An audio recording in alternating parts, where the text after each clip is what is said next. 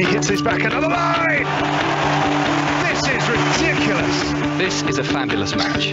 Welcome to Melbourne. Decibel levels increase significantly inside the Rod Laver Arena. Electric in here. Cross-court for the winner! Oh, he's hitting all the right lines and all the right notes at the moment. This has been so impressive. It's Tennis Breakfast on 5 Sports Extra. Welcome, a very warm welcome. An extremely hot welcome to Melbourne, where temperatures of 37 degrees Celsius have forced a suspension of play on the outside courts. But mercifully, there are 3 roofs at Melbourne Park, and one of them is over the Rod Laver Arena at the moment, where Andy Murray is 2 sets to love up on Matteo Berrettini. A perfect moment for you to join us a little bit earlier than normal for this early tennis breakfast. Welcome from me, Russell Fuller. I have David Allure alongside me. Annabelle Croft is in Salford as well, catching up with what's been happening in the early stages of this match, no doubt. And David, it has been a thrilling performance by Andy Murray so far. Yeah. He's taken the first couple of sets by 6 games to 3. We're going with serve early in the third. He's playing superbly, and he's playing superbly at all the right moments as well. Absolutely. That serve in particular has been rock solid when he really needs it to be. Yeah, he has been rolling back the years out here tonight. This is really exciting tennis from Andy Murray, and he is well worth this 2 sets to love lead. I mean, look, Matteo Berrettini doesn't look himself either. This is not the guy who reached the Wimbledon final a couple of years ago and has beaten Andy Murray countless times in recent months and years, but still, that's partly because Andy Murray's just taking him apart. We're going to pick up commentary in just a moment. Let's say good morning, early morning in the UK to Annabelle Croft. I don't know how bleary-eyed you're feeling, Annabelle, but have you had a chance to watch or catch up with any of this match so far? Oh, absolutely. I've seen quite a lot of the second set and those difficult moments just a few moments ago where he had to fend off some break points. But, I've been listening to what you've just said, and absolutely, Murray has been rolling back the years. He's looked intense. He's playing with so much intensity. He's moving beautifully, serving really well, particularly out wide on that deuce side, which has been driving Berrettini absolutely nuts, hasn't it? So at the moment, he looks like he's forging his way towards the finish line, but I don't know. Has it got another twist in it, this match? So Andy Murray took the first set 6-3. He had to save 2 break-back points, having gone in front. And then he broke in the first game of the second set with a running, loopy backhand cross-court passing winner. And he won that set by 6 games to 3 as well, breaking for a second time when a drop shot brought Berrettini into the net and forced him to net his approach. And then, as Annabelle mentioned, he did have to save a break point in his most recent service game, Andy Murray, but he leads 2-1, and Berrettini is serving at 30-15. And this is one of only 3 matches in progress at the moment. There's a roof on the Margaret Court Arena. Alex Zverev at 3 games all in the opening set of his match. That is against Juan Pablo Barrias of Peru. And on the John Cain Arena, Taylor Fritz is 2 sets to 1 up on Nicholas Basilashvili of Georgia. Quite a close match now. That 4th set is level at 3 games all. Dan Evans had just taken a 2 sets to 1 lead against Facundo Bagnis of Argentina, the world number 90, when play was suspended because we got to 37 degrees. The humidity is also a factor, and that is the stage these days where heat stress scale 5 is triggered, and no one can play unless they have a roof over their heads. So it could be quite a wait. I imagine play will be able to resume at some point, not for an hour at least on the outside courts. There's cooler weather coming overnight, but I think it might be another couple of hours before it cools down properly. The other threat is a thunderstorm, so it may be a very, very late finish on the outside courts, although they could play till 2, 3, 4 o'clock in the morning because they have floodlights, and they've certainly done that before when play has been suspended. Anyway, that's enough weather chat for now. This is a cracking match. Andy Murray leading by 2 sets to love, hoping for his biggest Grand Slam victory since all those problems with his hip, and Annabelle and David will talk you through it. Thank you very much, Russell. Yeah, it really is. This is what Andy Murray has been doing all of this work for. This is why he spent these months away from his family, his 4 children, his very comfortable life in England that could be in retirement right now. He doesn't want comfortable life. He wants a nice on the edge life on the tennis court up against one of the best players in the world and trying to find the answers as he chips his backhand cross court. Now wins another point as Berrettini goes long on the backhand side, and it's back to Juice now on his serve. And Annabelle, the game of Berrettini, looking down the other end of the court from where we are, he just looks like he's searching for the player that he's accustomed to being, and it's just not there. No, it really isn't at the moment, and one of the things he really needs is that forehand to be firing, and that has been a bit wanting today, hasn't it? A lot of errors off that side, and a stat came up on my screen not so long ago, I'm sure you saw it as well, David. The pressure points, 19 to Murray, only 4 to Berrettini that have been won. So when it's been really tight moments, he really hasn't been able to find that forehand. He hasn't been able to find the big serves as well. So, you know, everything about what Murray does, I always call him a disruptor, and somebody who really sort of makes life awkward for you and makes you play worse than you're capable of playing. And it feels very much like that today with Berrettini. He's just all over the place. Yeah, he's just put another backhand into the net, has Berrettini, and this is break point for Andy Murray of Great Britain. 2 sets to love. 6-3, 6-3, now 2-1 against the 13th seed, a man who reached the Wimbledon final a couple of years ago. But Andy Murray is in charge here. Can he strike again? Chips his backhand return down the middle. It floats onto the baseline. Forehand whipped by Berrettini, responded in kind down the centre by Murray, who now chips a forehand but into the net and then looks up into the sky in frustration, Murray, because that was an unforced error, and they've been rare today. Yeah, they really have. I mean, he's played with such authority. He looks like he knows exactly what the tactics are to be played today. And he was talking so positively about this matchup, wasn't he, ahead of this one, despite the fact, as you've already mentioned, that he'd lost a few times to Berrettini recently. He just said he felt better prepared to play a top player early in the event. And I just wonder whether that's because, you know, the energy is there. If he'd played Berrettini perhaps, you know, 3-4 matches into a Grand Slam when suddenly, you know, maybe a lot has been taken out of those legs, and as you say, all the work he has to do to get him on court, you know, coming out into this match fresh, he's looked so good. Yeah, he sure has, Annabelle, and he's got another breakpoint chance here because Berrettini is netted a forehand once again. Those losses, 3 in a row to Berrettini. 2021 at Queen's, that was 6-3, 6-3. A 3-set match in Stuttgart in 2022 last year, and then again at the US Open, the most recent Grand Slam tournament. That was 4 sets. But Murray has breakpoint here. He gets the return back over the net and it lands in. Does it? No, just long. Goodness, and that was a sigh of relief from Matteo Berrettini down the far end. Yeah, there's only been... Ivan Lendl is in the... Sorry, Annabelle, Ivan Lendl just shown on our screen going oohs and ahs just as the crowd did there. Yeah, he never really shows too much emotion or expression out there, but certainly Murray has been directing a lot of emotion towards his support camp in this match. Every point he's kind of fist pumping that way. I mean, he is so up for this fight. Yeah, he really wants this. Drive volley by Berrettini. Murray reaches it, goes down the line, but just puts it wide on the paddled backhand as he runs down the corridor to our left, and he's completely out of sight as we look low down from this commentary vantage point. But you still feel that even though Murray has a 2 sets to love lead and a 2-1 lead in the 3rd set, there's still life in this one for Berrettini if he can stick with Murray here, because he is the man 9 years Murray's junior. He's the man who's had all the recent results.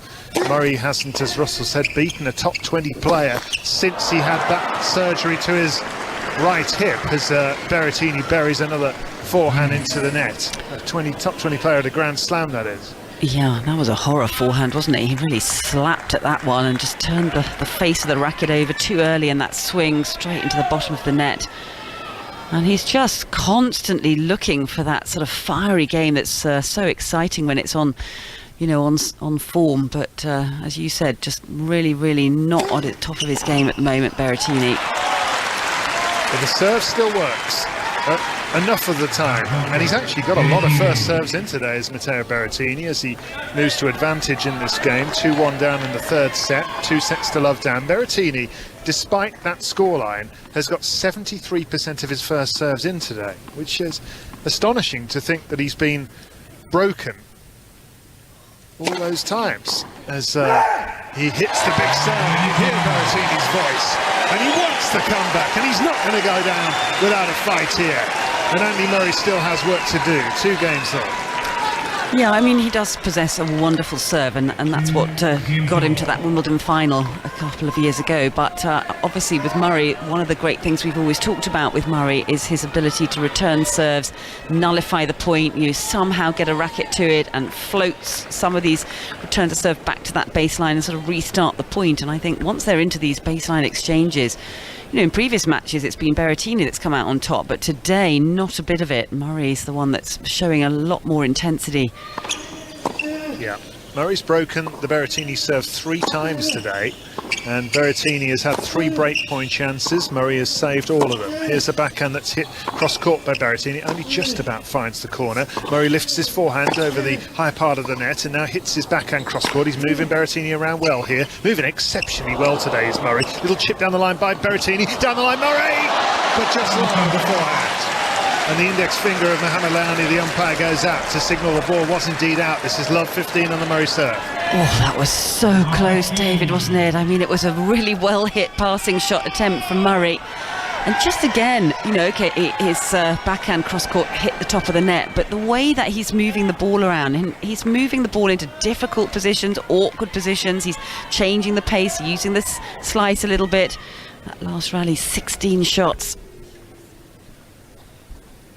Berrettini's only ever come back from 2 sets to love down once in his entire career. That was against Jack Sock at Wimbledon in 2018. I mean, he's not down 2 sets to love very often, let's be honest, because he's a very good player, but still, given that Murray's got himself into this position, it's a good sign. Here he hits his backhand cross court, love 15 Murray, and halfway up the net goes the forehand of Berrettini. Annabelle, that is just not something you and I have seen for the last 3 years. No, not at all. And, it's the bread and butter of his game, isn't it? As you said, that big serve and then the fiery forehand, which he needs to be firing today. And there's just been too many of those. A lot of misses off that return of serve out wide, and then a lot of balls that was up the middle of the court, what we'd call a routine rally ball, and he's just missing those. And that, as you said, halfway up the net. And that's quite a lot of tension, I would imagine, as well. A lot of nerves going through his body. Lob lifted by Berrettini, Murray underneath it, mid-court, overhead, and he swats it away. Very nice indeed to move to 30-15. I mean, Murray has played at such a high level today that there's been very few opportunities. I did feel like at 4-3 in the second set, he got Murray back to deuce, and it just felt like that was a bit of a pressure moment for Murray right there. And then again, where he had that break point, every time it gets to where you think, oh, is this the turning point? Is he going to get back in? Just hasn't happened for Berrettini, and it feels like Murray's just too sharp today. Yep, I agree. Annabelle Croft here with us on 5 Sports Extra. Russell Fuller and myself in Melbourne in our low-down commentary box, looking at the black shoes of Andy Murray. They're in line with our eyesight, and he's wearing green shorts, white shirt, white baseball cap. His opponent Matteo Berrettini with a white baseball cap turned back to front as per usual, and a white shirt and black shorts. This is 30-15 Murray. 6-3, 6-3 he leads, 2 games all. An enormous swatted forehand by Berrettini, and it didn't even go in the corner, it just went straight down the middle, but it went so fast, Annabelle, Andy Murray didn't even move a muscle. Yeah, nothing wrong with that forehand. I guess if there was one tiny little chink in the armour today, I would say that maybe it was some second serves that have landed a little bit short, and we have seen a few blasted returns of serve. But, I think Berrettini just unleashing on that one. And Murray turning around and absolutely screaming towards his camp, and he'll not be happy with that second serve. Just Big under... right here. Yeah, absolutely. 2 games all, 30 all, and he comes down to forehand. Lovely down the line backhand hit by Berrettini. A sliced backhand that just floated over the net, skimmed it almost, and Murray's putting his arms out wide. I'm not sure what he's upset about. That was a heck of a shot to set a break point from Berrettini. Oh, that was really beautifully hit, wasn't it? Just as the clock goes 2 hours, and another opportunity here for Berrettini. really sort of knifed that slice. It stayed very low over the net, skimmed, and Murray wasn't able to read it. Fourth break point of the match for Berrettini. Can he finally get one? Hits his backhand return, it's in. Murray with the forehand inside out, struck deep and penetrating. Now he's got another one of those to hit into the backhand corner of Berrettini, who goes cross court. Murray goes the other way and misses. And he's broken. And Berrettini's ahead. It's 3-2 to the Italian now with a breaker serve. And Murray still chuntering away at umpire Mohamed Liani, Russell, and just a little bit of a crack maybe in that focus. He didn't do a great deal wrong though, did he? But you're right, Berrettini has just taken half a chance, set up by that glorious floaty backhand down the line winner, and then he kept the pressure on Andy Murray in that rally and forced the error. And it means that he is now the favourite to extend the match, but he's just not playing consistently enough that you don't believe that maybe Andy Murray is not going to have another opportunity to get back on serve in this third set. Annabelle, you said a little while ago about Andy Murray being well rested, and when he lost his first match in Adelaide to Seb Korda, he didn't feel like the best preparation for the Australian Open, did it? A rather straightforward straight sets defeat, one match, but he played two matches then at the Kooyong Classic, the exhibition event in Melbourne last week, and by all accounts played superbly well against Alex de Minaur to win that second match in straight sets. And actually maybe this is what he needs at the age of 35 with all the injury problems he's had in the past. Yeah, I mean, I just felt like the way he was talking in that pre-tournament press conference was just so positive. He was so up for this particular match today, and he just said he felt better prepared for this Grand Slam than he has in any of them last year. He just feels that he's moving so much better, and movement is such a big part of what he brings to any match court, and just physically everything felt so much better. And he said he didn't actually divulge what changes he's made to his game, but he said he'd sort of just changed a few little things, tweaked things tactically that he wanted to bring into the match court. And also he said the work he's done off the court in the gym, you know, I guess he monitors absolutely everything to every degree, and he knows exactly where he's at in terms of, you know, weights that he's lifting or strength or recovery, and he just feels like he's in the best shape he could possibly be to face a top player. I think in other matches, perhaps, you know, when he's come up against a top player in, say, the second or third rounds, he just, maybe the body's just not been quite there. And I think having Ivan Lendl with him for longer helps. He's not making him play like this on his own. He's not getting him as fit as this. There's a lot of people that work very, very hard to get Andy Murray in tip-top condition, but in the past Andy and Ivan have got together in the week before a Grand Slam, whereas this time he was with him in Adelaide. So it looks as if Lendl's going to be on tour a little bit more over the course of this season, and I'm sure Andy Murray, even though he's not putting any date on his retirement, he knows that if he's going to have another big year, he needs to get a move on, David. Absolutely. Absolutely. And yeah, Murray is just desperate for this to be the one, and I couldn't agree more with Annabelle. I was in that press conference a couple of days ago as the serve goes down the centre from Berrettini for an ace, and he moves to 30 love.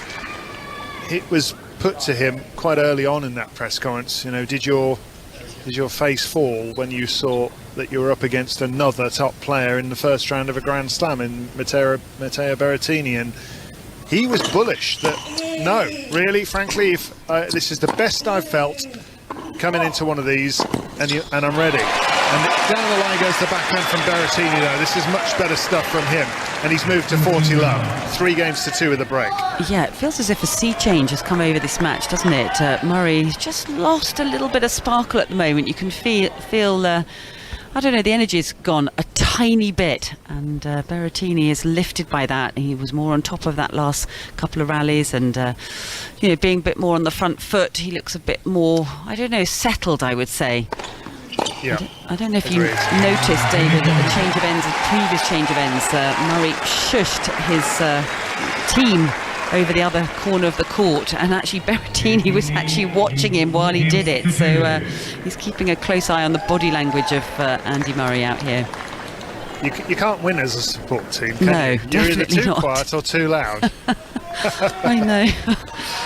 I remember when Jamie Delgado was working with him, and he always said he just doesn't look at Murray at all. You don't want to get eye contact with him, because otherwise you're going to be a bit of a sponge for something. Yeah. There are many that have been in that position. Miles McLagan and Mark Petchey was in that position. Brad Gilbert, all former coaches of Andy Murray, and Amelie Mauresmo, of course. Backhand hit into the net by Matteo Berrettini, and Murray gets himself to 15 love, just trying to settle himself down after that irritation at finally having his service broken. But if you're just joining us, just waking up on this Tuesday morning in the United Kingdom, the news is that Andy Murray is 2 sets to love up against Matteo Berrettini. 6-3, 6-3. He's 4-2 down in the third set. It's 30 love Murray. Big serve again, and that serve has held up so far, Annabelle, for the most part. Yeah, it has. I mean, particularly the first serves. I mean, the accuracy and the potency, and he's getting quite a few free points off it. And I think that's where Berrettini at one stage wanted to smash his racket, didn't he? He was getting so frustrated with not being able to get the forehand. And there's another one just missing off that return of serve. But second serves, I would say, as I said before, you know, just a tiny little bit short sometimes, but not that often. Annabelle Croft here with us on 5 Sports Extra. Gigi Shannon will be with us soon as well. Russell Fuller, myself, David Law. A big serve is hit by Murray. It comes back but long, and he can take his seat now and get a little bit closer. 4-3 down Murray in the third set. Russell. I can tell you that play is going to resume on the outside courts in 40 minutes. Okay. Conditions have slightly improved. It's still pretty hot and humid and sticky out there, but by then it will be 5 o'clock in the afternoon local time, 6 a.m. in the UK. The players have had enough warning. They promised to give the players half an hour to prepare for a resumption. They're giving them that now, and it means that play can continue. Dan Evans and Facundo Bagnis among the players that will continue their match. Yeah, strange situation, isn't it? Yeah, I mean, they've had several hours where that's been out of play. They will have had 3 hours without playing. And I know, Annabelle, that players are used to doing this, rain delays being the obvious one. I wonder if it's harder when you are shattered and your body temperature's almost getting up to dangerous levels, having played for 2.5 hours in 37-degree heat. Oh, definitely, Russell. I mean, I've stood many times courtside when it's been absolutely blisteringly hot, and actually just standing and watching. Maybe it's worse if you're standing still, but for the fans watching, I mean, I've felt pretty faint a few times in Australia, and that year when there was another heat wave down there, and I remember Jamie Murray going into the locker room and having a few issues and having to have some treatment because, you know, people were collapsing and having the shakes on court, getting dizzy. You know, I mean, the conditions down in Australia are brutal, aren't they? And I think I've often sort of thought, I don't think it's very safe for the players to be playing out there when it's that kind of temperature. So I'm glad they have that rule in place. And it's a more humane interpretation of the rule. 2014 was the year I think you were referring to, Jamie Murray's heat stroke. I saw him in the players' restaurant trying to get some food, and he was not in a good way at all. Couldn't sit down. He'd been told by the doctor to keep moving, and there were lots of other stories which you may reflect on a little bit later. And at the time, the view was, well, it's a sport for elite athletes, but they have lowered the threshold at which play is suspended, because they used to play, and I know humidity's a factor as well, in temperatures of over 40 Celsius, and today 37 degrees, high humidity, off they came. Do you remember, Russell, the doctor who came on air and told us the reasoning and about how we've evolved in those temperatures? We evolved chasing antelopes across the African plain, he told 5 Live Breakfast. That's right. That's right. He's no longer the Chief Medical Officer of the Tennis Australia. I'm not saying those comments had anything to do with him moving on, but he's no longer in position. It raised 1 or 2 eyebrows, let's just say. Here's a shoulder-high backhand down the centre from Murray, who's love 15 on the Berrettini serve now here. He's a break behind Murray, 2 sets to love up. He's miscued that forehand, but it's found the court. Now backhand into the net by Murray. That's one of his poorest rallies of the match so far. Just the timing temporarily, Annabelle, went awry. Yeah, there hasn't been any sign of that type of tennis from Murray in this match at all, but in the last, I'd say 10 minutes, it just feels like he's just come off. The concentration isn't quite there. The intensity's just starting to waver a little bit, and a bit more frustration coming into his body language. And of course, down the other end, a big fist pump, lots more energy coming out of Berrettini. But this is going to get tense, isn't it? they're so hard, these 5-set matches. I mean, the 3-set matches are hard enough with the ups and downs, but the player you are at the start of the match is so often not the player you are when you're 2-3 sets in. Here's Murray hitting his backhand cross court. He's at 15-all on the Berrettini serve. Berrettini's floated another backhand long. Murray's got a little chance here and he senses it. He's 15-30 on the Italian serve. Well, that one, I thought it was actually quite a well struck slice backhand from Berrettini. I thought it might have hit the line, but of course Hawkeye line calling here. Well, actually on the screen it looks like it's much further out than it looked when he first hit it, but yeah, a bit of a loose shot, that one. That was an important point for Berrettini, and he's just handed across quite a freebie here, so an opportunity for Murray to get back into this 3rd set. Drifted forehand, blocked return by Murray, but blasted away across court with that whipped, humming with topspin forehand by Berrettini. That's the sort of shot that has made his name in the last few years. Just, you can't afford to play such a defensive, flighted return like that and expect it to go unpunished by this guy if he's on his game. And just in that point, Berrettini absolutely was. So this is a big point right here. 30-all on his serve. Ace, out wide, and Murray's head drops. Well, they don't come much better than that, serves that wide, do they? Just difficult to read off that ball toss which direction he was going to go, but timing was perfection on that serve, and he got an acute angle on it. That ace count is going up quite rapidly. Early on in this match, it was actually Murray who was ahead on the ace count, but Berrettini 13-7 now. Another ace, and he holds. Does Berrettini for 5-3. And he's not done yet, and Andy Murray's still got work to do. 6-3, 6-3 Murray, 5-3 Berrettini. Yeah, I mean, he's not completely out of this set yet, Murray, but I just sense, I don't know how you feel watching him there in the Ruggleva Arena, David, but it just feels like the legs have just gone a tiny bit heavier than they've appeared so far in the match for Murray. I just feel like the spring isn't there. Maybe just emotionally he's just dipped a little bit as well, but I think that's it, Annabelle. I don't think it's a condition issue. I think he's fit enough. I think the adrenaline has gone from him just momentarily. He was so tuned in those first 2 sets. He was so excited, I think. But as the point I was making about the 5-set format is that how can you keep that up endlessly to still be on the top of your nerves and pumped up the whole time? And I think he just had a bit of a dip.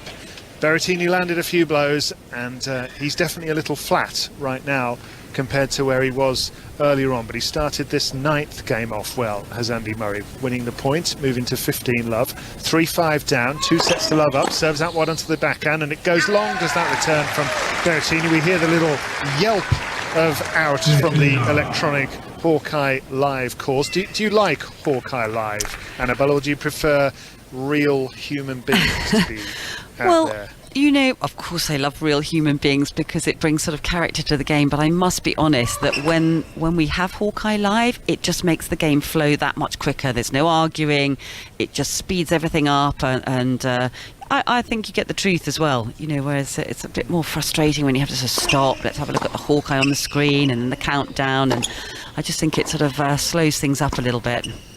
Yeah. Long goes Berrettini once again, and it's 40 love Murray. I must say, I don't know what it's like for the crowd inside the stadium, but for us behind the glass in the commentary box, it does make knowing whether the ball's in or out a little more difficult, because if the crowd goes up and makes a loud sound, we don't hear the calls. Yeah, it's and difficult. Our first instinct is to look at a line judge and see whether an arm has gone out or not to indicate whether the ball's in or out. And so if we get it wrong, don't blame us. Yeah, I agree with you. It is a bit low level compared to previous years, actually. And I've always found it quite amusing that whoever records them, and we often used to understand that they'd go into a hotel bathroom sometimes to record lots of different ways of saying out. But, you know, they have an Aussie accent when they're in Australia, don't they? But it is quite low level. You can't really hear it. Yeah, I think that's definitely something they could do with just correcting a little bit. But anyway, Andy Murray just hits a big forehand to move to game, a love service game, and he's 5-4 down now, Russell, but very much still looks energised to me generally. It's just that the adrenaline flow and his level has dipped ever so slightly, but I don't sense that there's a problem out there physically. We've seen him cramp in the past. We've seen him maybe struggle a little bit over the distance. I'm not sensing that at the moment. No, not at all. And with one or two notable exceptions, there are very, very few players, however good they are, who don't ever have a slight drop in concentration at a stage in a match. And of course, if you do that against Matteo Berrettini, then he's likely to take advantage, even though he is struggling. And it's a 5-set match, and if it happens just the once, I think Andy Murray can still go on to win this match. But it does look now, with Berrettini's serve, as if this is going to go into at least a 4th set. Winners earlier today, here on the Rod Laver Arena, Arina Sabalenka beat Teresa Martinsova in straight sets. Caroline Garcia, the new world number 4, dropped just 3 games against the Canadian qualifier Catherine Sebov. Other wins, Elise Mertens, who was a semi-finalist here not too long ago, beat Garbine Muguruza, who is down at 73 in the world ranking. She was the runner-up 3 years ago. That was 6th one in the deciding set. Leila Fernandez won, and Andrei Rublev too. The 5th seed has gone through against Dominic Thiem, who's inside the top 100 here, just required a wild card. Not helped Thiem as he continues to build his way back from that wrist surgery by a minor abdominal strain. Yeah, there's a lovely little backhand drop volley by Berrettini. Goodness me, he was stretched to the limit by Andy Murray's cross-court passing shot with the backhand, a lunge from Berrettini to his left. And though Murray scurried after it and tried to get to the ball and showed some pretty good speed, he couldn't quite get there, and so Berrettini moves to 15 love. 5-4 serving to win the 4th set, 2 sets to love down. Yeah, he did well there on that backhand volley because he was at full stretch, wasn't he? He had to control the racket face, just got enough feel on it to play a beautiful drop volley. And Murray, that would have taken a bit more out of his legs, actually, chasing down that one. Yeah, does have very soft hands, does Berrettini, and he's looked a bit off in that respect today. He hit a number of drop shots in the first set that were really poorly executed, and Murray just raced after them. And he does look like he's moving really well today, does Murray, and he has for the last week or so, in his words, in practice, as he hits his forehand cross court. That's a good shot onto the base sideline. Now backhand chip cross court that Berrettini will reach and hit the net. And this is 15-all. Well, that forehand cross-court from Murray was absolutely outstanding. I think it's one of the best weapons he has in his repertoire, and there's a lot of them. But particularly that one cross-court where he puts a lot of spin on it, a lot of height, and that ball just keeps travelling away from opponents, and then you're stranded out there right deep into the corner. And Murray uses that one exceptionally well. And then you add that slice backhand and the way he can pull opponents in all sorts of awkward positions. So... Yeah, this has felt like vintage Murray in that regard. He's been able to play his type of tennis today, the sort of tennis that got him to world number 1 back in 2017 and got him 3 Grand Slam singles titles and Olympic gold twice and Davis Cup success and all the rest of it. You know, what a career Andy Murray's had. And how about this, trying to do it all with a metal hip. Forehand chip down the centre by Berrettini, and a backhand sliced volley by Murray hits the net, and that was a real chance for Murray. He opened up the court there and he didn't execute the backhand volley. No, he's absolutely seething after missing that one because he was in control of that point and he looked in a good position, but somehow just messed up on this volley. It was quite a good chip forehand though, wasn't it? Because he managed to get that ball below the height of the net, which had some slice on it off that forehand side, but Murray not happy about missing that one. That could be a big point really for Berrettini to have won, to move to 30-15, follows it up with a big serve. Murray nets the return on the forehand. Yeah, and Berrettini...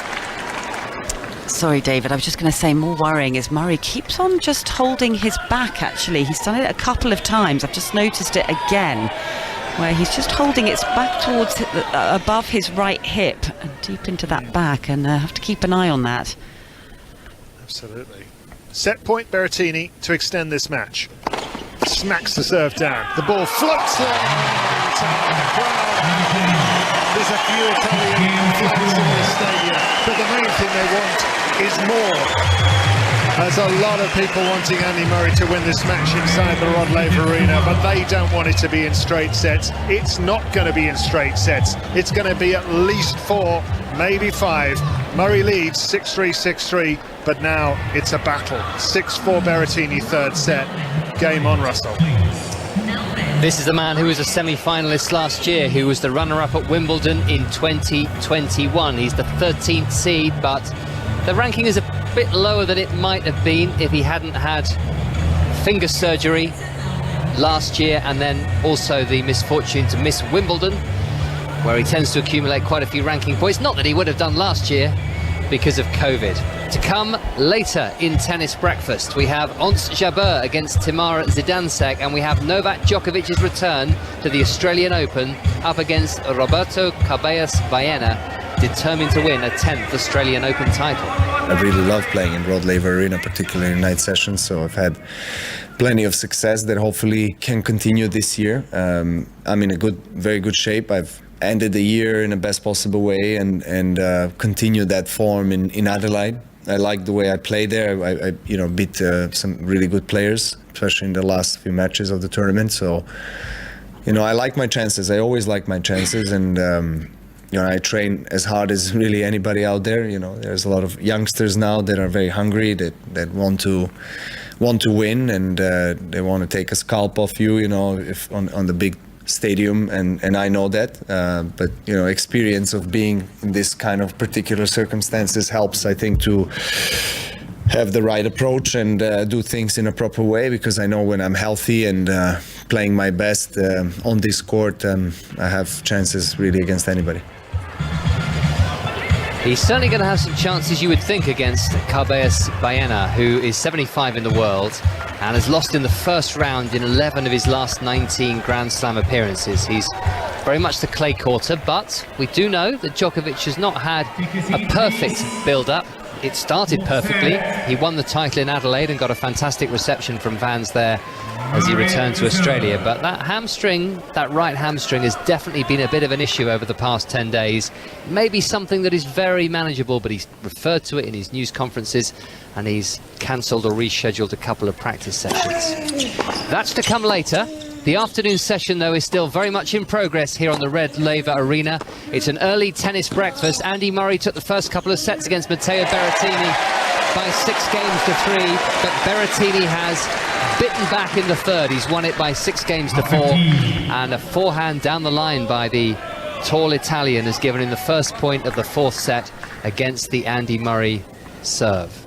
Annabelle Croft is in Salford, and I'm here under the roof in the Rod Laver Arena, and like most people in Melbourne today, just trying not to spend too much time in the full glare of the sun. I'm somebody who does enjoy hot temperatures and high humidity, but when it gets to 37 degrees, not particularly pleasant. Forehand from Berrettini down the line, the backhand from Murray, slice backhand. Berrettini's approaching the net, Murray down the line, solid volley Berrettini, and he's made an ominous start if you're an Andy Murray supporter to this 4th set, Annabelle. He's won the first couple of points against the Murray serve. He's looking really, really sharp, and he's looking like a totally different opponent for Andy Murray right now. And, the whole thing has shifted, hasn't it? So quickly. Suddenly there's a spring in his step. He's on top of the points. He's controlling way more of the tennis now, and Murray just looks like he's just come off a little bit. And this will be a big blow if he gets broken in this opening service game of this 4th set. Forehand cross-court by Berrettini. He's just missed. 15-30. Gigi Salmon will be with us in an hour or so when Tennis Breakfast was due to kick off, and she has just informed us that Andy Murray has been 2 sets up 159 times in his career and has won 158 times. The only defeat so far, that fairly famous match against David Nalbandian at Wimbledon in 2005, when he was just 18 years of age and not physically ready for 5-set matches. I say famous, I remember it very, very well, because I was presenting the show from centre court that day, and when the match finished, I was told Sir Sean Connery was on the line to speak to as Berrettini nets with the backhand. What my producer didn't tell me was that it was a very angry slightly inebriated James Bond. Yeah, he was a passionate Murray supporter, wasn't he? I remember him at the US Open turning up in one of the press conferences, actually. Yes, I think David was there for that one. Oh, yeah. Yeah, he was angry because Britain wasn't sufficiently behind Andy Murray, wasn't he? 30 all, slice backhand from Berrettini. Murray coming forward, hits the forehand into the backhand corner of Berrettini. The lob from Berrettini is a good one. He's landed it on the baseline. Murray's had to track back, but he's still in the point. Slice backhand Murray, forehand Berrettini. Backhand from Murray, forehand Berrettini. Murray's forehand to the backhand with slice of the Italian. Slice backhand from Murray down the line. Berrettini on the run with the forehand. It's long. Great point by Murray.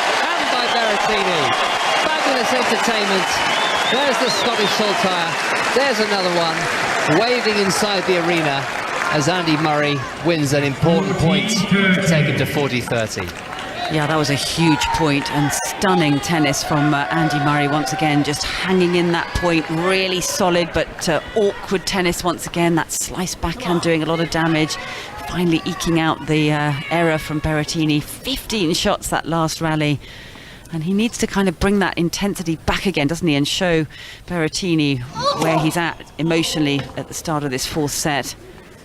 And he's certainly done that from love 30. Can he complete the job? He sent a first serve into the glass right in front of me in our commentary box at court level here on the Rod Laver Arena. But Murray, wearing a white baseball cap, has a second serve here to close out the game. Forehand Berrettini, push back to the Murray backhand. Murray with the sliced forehand onto the Berrettini forehand. The Italian coming forward, and he can't make the volley. Excellent dipping backhand cross-court return by Murray. He wins 4 points in a row and holds serve in the opening game of the fourth set. Well, that's a huge hold, isn't it? It certainly wasn't looking good at love 30. I thought, gosh, you know, this could be really tricky. And interestingly, Murray's just gone down to the corner of the court and he's just leaning over. Just looks as if there's just a few more bits of pain coming into his body now. This is what happens, as you've been saying, you know, in the best of 5 set matches, you know, over 2 hours now. As I mentioned before, he was holding his back a couple of times and just walking a little bit more awkwardly. But certainly when the points are on, he's right there, isn't he? He's not obviously sitting down for this change of ends. Still looking incredibly lively as Taylor Fritz takes his place in the second round. One of those lucky enough to be playing under the roof, in his case on the John Cain Arena. The 8th seed has beaten Nicolas Basilashvili in 4 sets. He's won the fourth by 7 games to 5. So the Wimbledon quarter-finalist, the Eastbourne champion, has beaten Basilashvili of Georgia, who's down at 90 in the rankings at the moment, but has had a fantastic career in which he's won 5 titles, and with his heavy hitting has proved a handful for many players on important occasions. Ace Berrettini. So the only other match in progress at the moment, as we wait for the next match on John Cain Arena to start and the outdoor courts to resume after the end of the suspension for the hot weather in 15 minutes time, is the match on the Margaret Court Arena, where Alex Zverev has lost the first set by 6 games to 4 to Juan Pablo Varillas of Peru, the world number 103. But Zverev is 3-love up in the second. He's not won a match since the French Open quarter-final. That's because he did all sorts of horrible things to his ankle ligaments in that semi-final with Rafael Nadal and had to retire, have surgery, and in his comeback to the tour at the start of the year has not managed to chalk up a W. That was Berrettini blazing wide, so 15 all here on the Italian serve. In that French Open semi-final against Rafa Nadal would probably still be going on if it hadn't been for that injury. 2 of the longest sets of tennis I've ever sat through. And then, of course, that terrible injury, which was not just the end of Zverev's chances of winning the French Open, but of playing any more competitive tennis in the whole of 2022. Backhand reply from Murray to the backhand of Berrettini. Backhand Murray cross-court, slice backhand Berrettini. Murray down the line, off the tape with the forehand. Berrettini's now got a fairly short ball to try and put away. Murray thought he may have passed him there, but he's hit the net with his backhand cross-court. 13-15. I'm just keeping a really close eye on Murray's walking in between the points, Russell, and it just looks as if he's getting a little bit more stiff the way he's walking. I don't know if you can sense that as well, but certainly he's going to have to put on a good show to hide where his body's at right now. Seeing him stretching out his legs at the end of the last game was not particularly encouraging, because this match has not been going for all that long, and it's still humid in the arena, but the roof is closed, so they're not feeling the effects of the sun and this 37-degree heat in quite the same way. Forehand from Berrettini, backhand slice from Murray. Berrettini with a forehand, Murray's forehand with a bit of air cross court, and into the net from Berrettini. He slaps that into the net, and it's 30 all. Another missed opportunity there for Berrettini with that forehand side, and it's kind of coming and going, his tennis, isn't it? It's still fluctuating, and I wonder whether he's sensing also down the other end with Murray, whether he needs to sort of extend the rallies, try to sort of make it a little bit more physical, move Murray around, but he needs that forehand, and it's been there in that third set, but certainly fluctuating with some errors leaking out of it already early on in this fourth. 30 all. Chipped forehand return by Murray, but the first serve was out. 30 all. Murray has the first game of the fourth set. Opportunity here on the second serve. Backhand reply Murray. Forehand Berrettini right into the corner. Brilliantly struck. It's now Berrettini on top.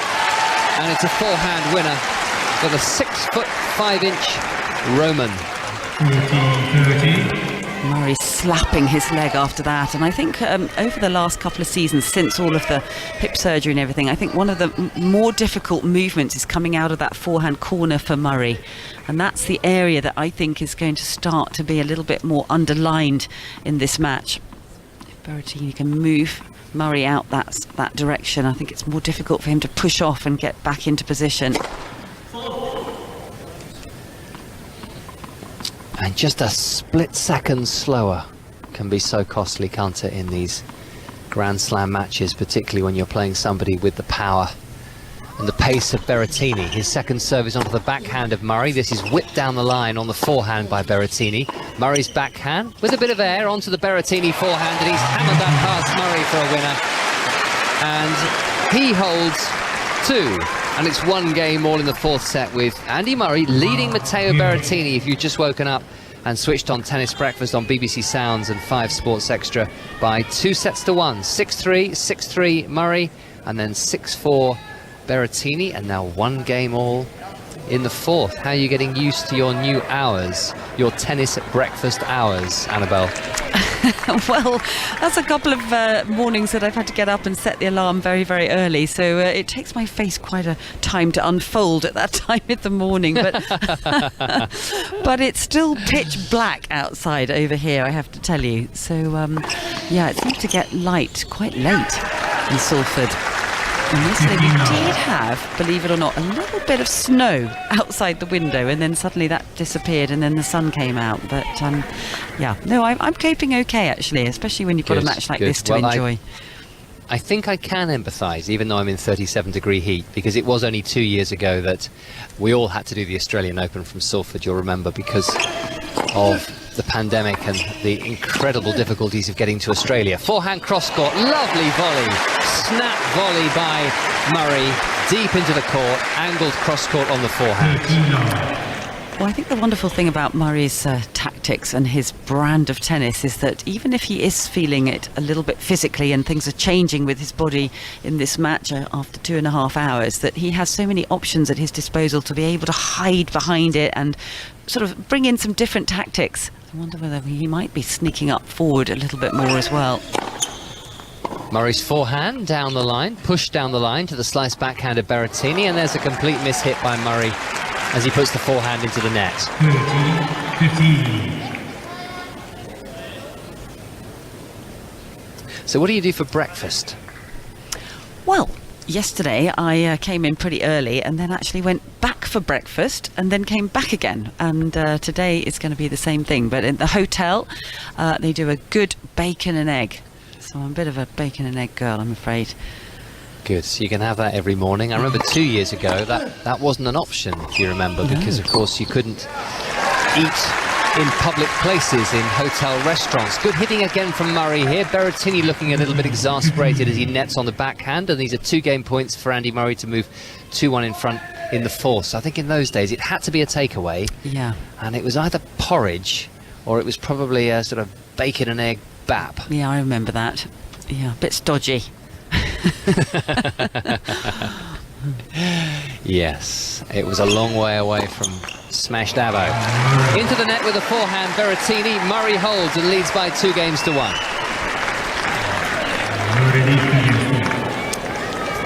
Yeah, it's an awkward moment of the match, this, isn't it? I mean, the crowd are sort of, don't know, not sure where they're at, and I'm not even sure who they're behind, to be honest. I think they want a 5th set, don't they? So they're sort of cheering for Berrettini if he can get his tennis firing. But as you said, they're such big fans of Andy Murray with what he's achieved here at the Australian Open, being in the finals 5 times. I think he's so popular. It's sort of an awkward moment in the match. Yes, a semi-finalist last year. Berrettini, one of the stars of the new Netflix documentary. As many people have pointed out, there may be a little bit of a curse developing with Nick Kyrgios and Nyla Tomljanovic forced out by injury, and others have been affected as well.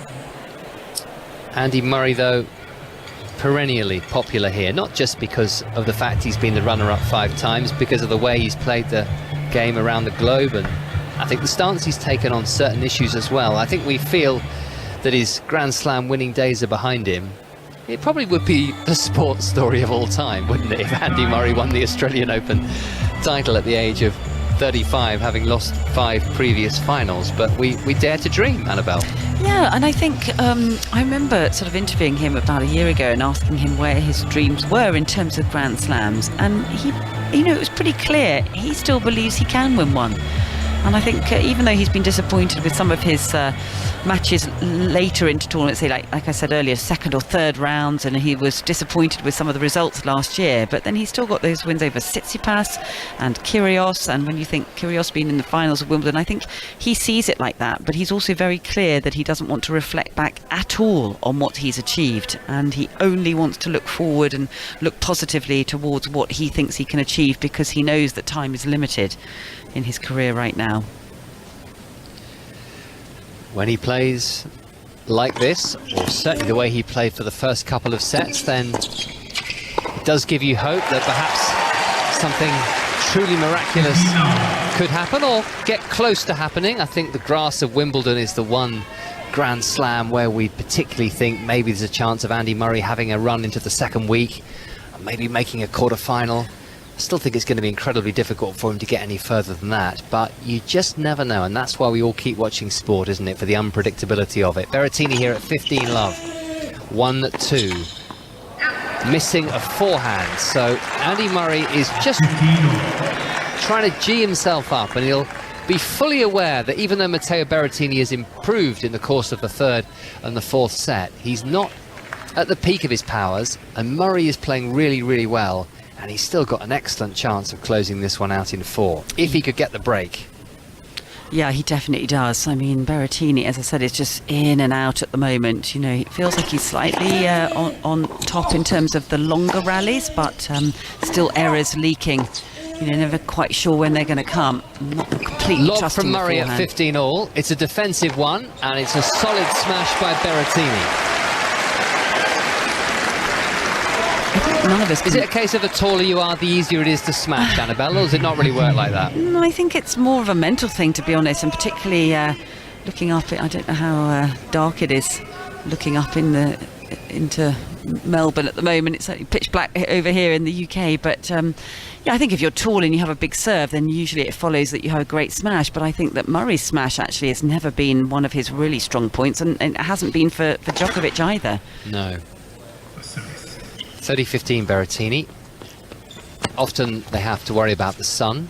Today, with the roof closed because of those high temperatures, it's the lights overhead in the arena. The roof will remain closed for the duration of this match, even though the play is able to get underway again now that the temperature has dropped slightly on the outside courts. But as long as it stays dry, it will be reopened for the night session matches featuring Ons Jabeur and Novak Djokovic. We'll have commentary on those for you as well here on Tennis Breakfast. Murray with the forehand, straight back at the Berrettini forehand, and that was clever.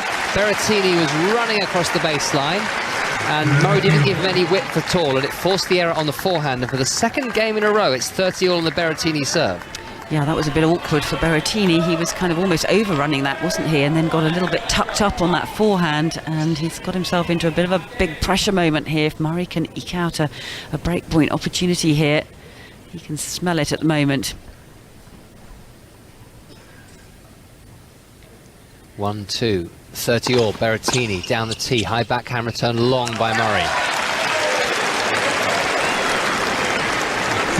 Murray going to almost smash his racket after missing that, and he doesn't miss too many of those, does he?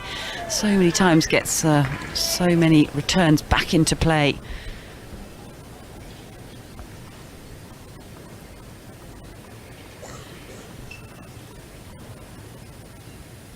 Game point Berrettini, 40-30.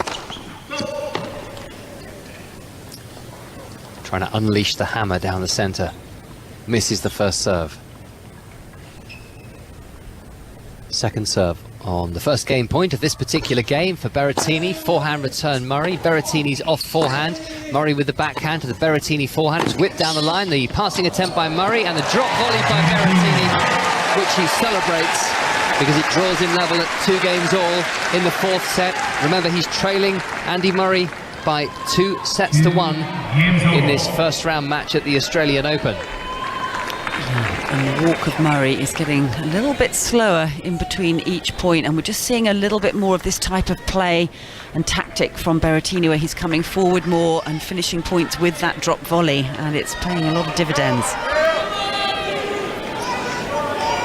He's got himself very, very fit. We were saying there are advantages about not having played many matches coming in, perhaps, given his age and the fact that he played just the 1 tour match and then a couple of exhibition matches, but it does mean that since the US Open of last year, where he lost to Matteo Berrettini in 4 sets in the third round, he won't have played any long matches, didn't have that many tour matches on tour, a great deal of success after the US Open. So as the clock ticks on, and Andy Murray serves an ace there, and we're now 2 hours and 40 minutes into the match, then he can't have been able to replicate the strain of actually playing matches. Forehand into the net from Murray, 15-all. Body weight was going backwards there, and you know, if you just keep an eye on the body language of Andy Murray, it's just a lot more frustration early on in this match. When we first started watching him, you know, always up, lots of fist pumping, lots of sort of passion towards his box, and at the moment a lot of it is now frustration that's coming out of him.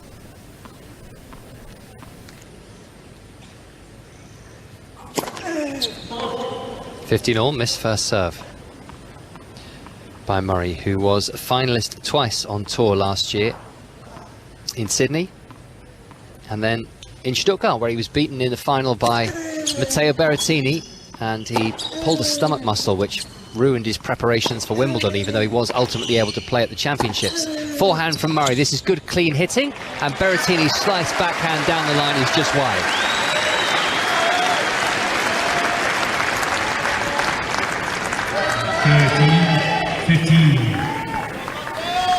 He's just lost his ranking points from reaching the final in Sydney last year, which is why Andy Murray's dropped out of the world's top 50. He's currently at 66. So it just goes to show, as he was inching closer maybe to a Grand Slam seeding, he now has stepped back quite a bit, and he's going to need a very good effort at a Grand Slam or one of the Masters 1000 events if he's going to make significant strides up the rankings. I remember thinking when he was making his comeback that surely top 50 was the limit of expectations, and he's achieved that. So I think he's done everything that you could possibly have imagined after the hip surgery, but he's shown that he's capable of going further and going deeper into slams, just possibly as Berrettini goes long and Murray to 40-15. Yes, he's not been able to put that run together so far. He's been in the third round of the US Open last year, he was in the third round of Wimbledon the year before that, but he wants to be at the business end, doesn't he? He wants to be competing in quarterfinals again and just see where that takes him. Yeah, no question about that, Russell. And I think, as you were alluding to, you know, the fact that every aspect of what he has to put himself through to get himself on court is so detailed, isn't it? He was talking about the ice baths and how important it was for his sleep and eating well and all of that treatment and everything he goes through. It must be incredibly boring at times, you know, sitting in ice baths and what he has to do, but it pays off. Boring and painful, I imagine. Forehand down the line from Murray. His backhand cross-court to the backhand of Berrettini. Murray trying to close out the game. He's got Berrettini on the run, but he's missed a forehand there, Murray. So the game is still alive. 40-30, 2 games all in the 4th set. 40-30. Yeah, a lot of chuntering coming out of Andy Murray after that missed forehand. And, a rarity, really. I mean, he's played with such intensity throughout the course of this match, and you know, as we said before, in that 3rd set, just sort of missing a little bit more. A few unforced errors creeping into his game.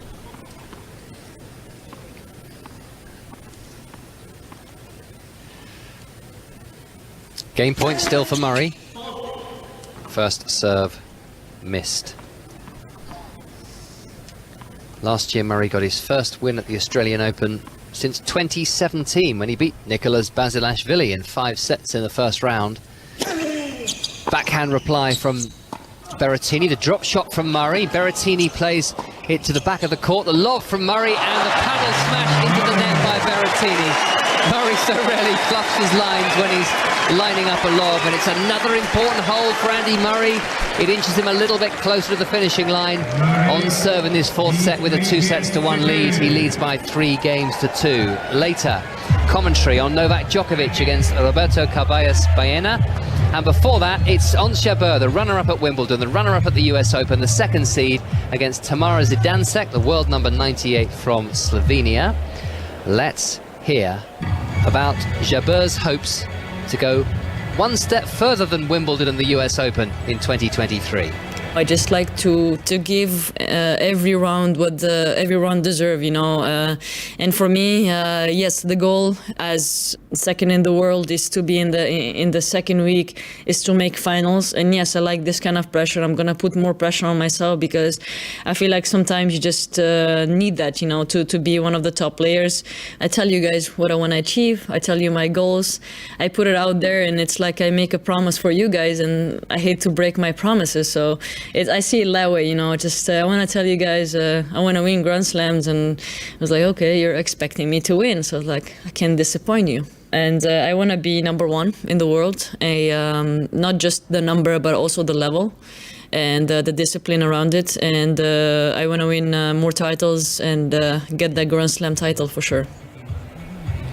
She's knocking very, very loudly on the door, Ons Jabeur. She's presenting a very, very strong case to become a Grand Slam champion and potentially a world number 1 as well. We shall see if she's able to make that. But having won in Madrid on the clay and then had the disappointment of going out in the first round at Roland Garros, then she won on the grass in Berlin and then runner-up at Wimbledon, the US Open, and started the year by reaching the semi-finals in the first week of the year in Adelaide. Had a slight lower back problem in that semi-final, but she lost to Linda Noskova. You'll hear much more about her in the years to come.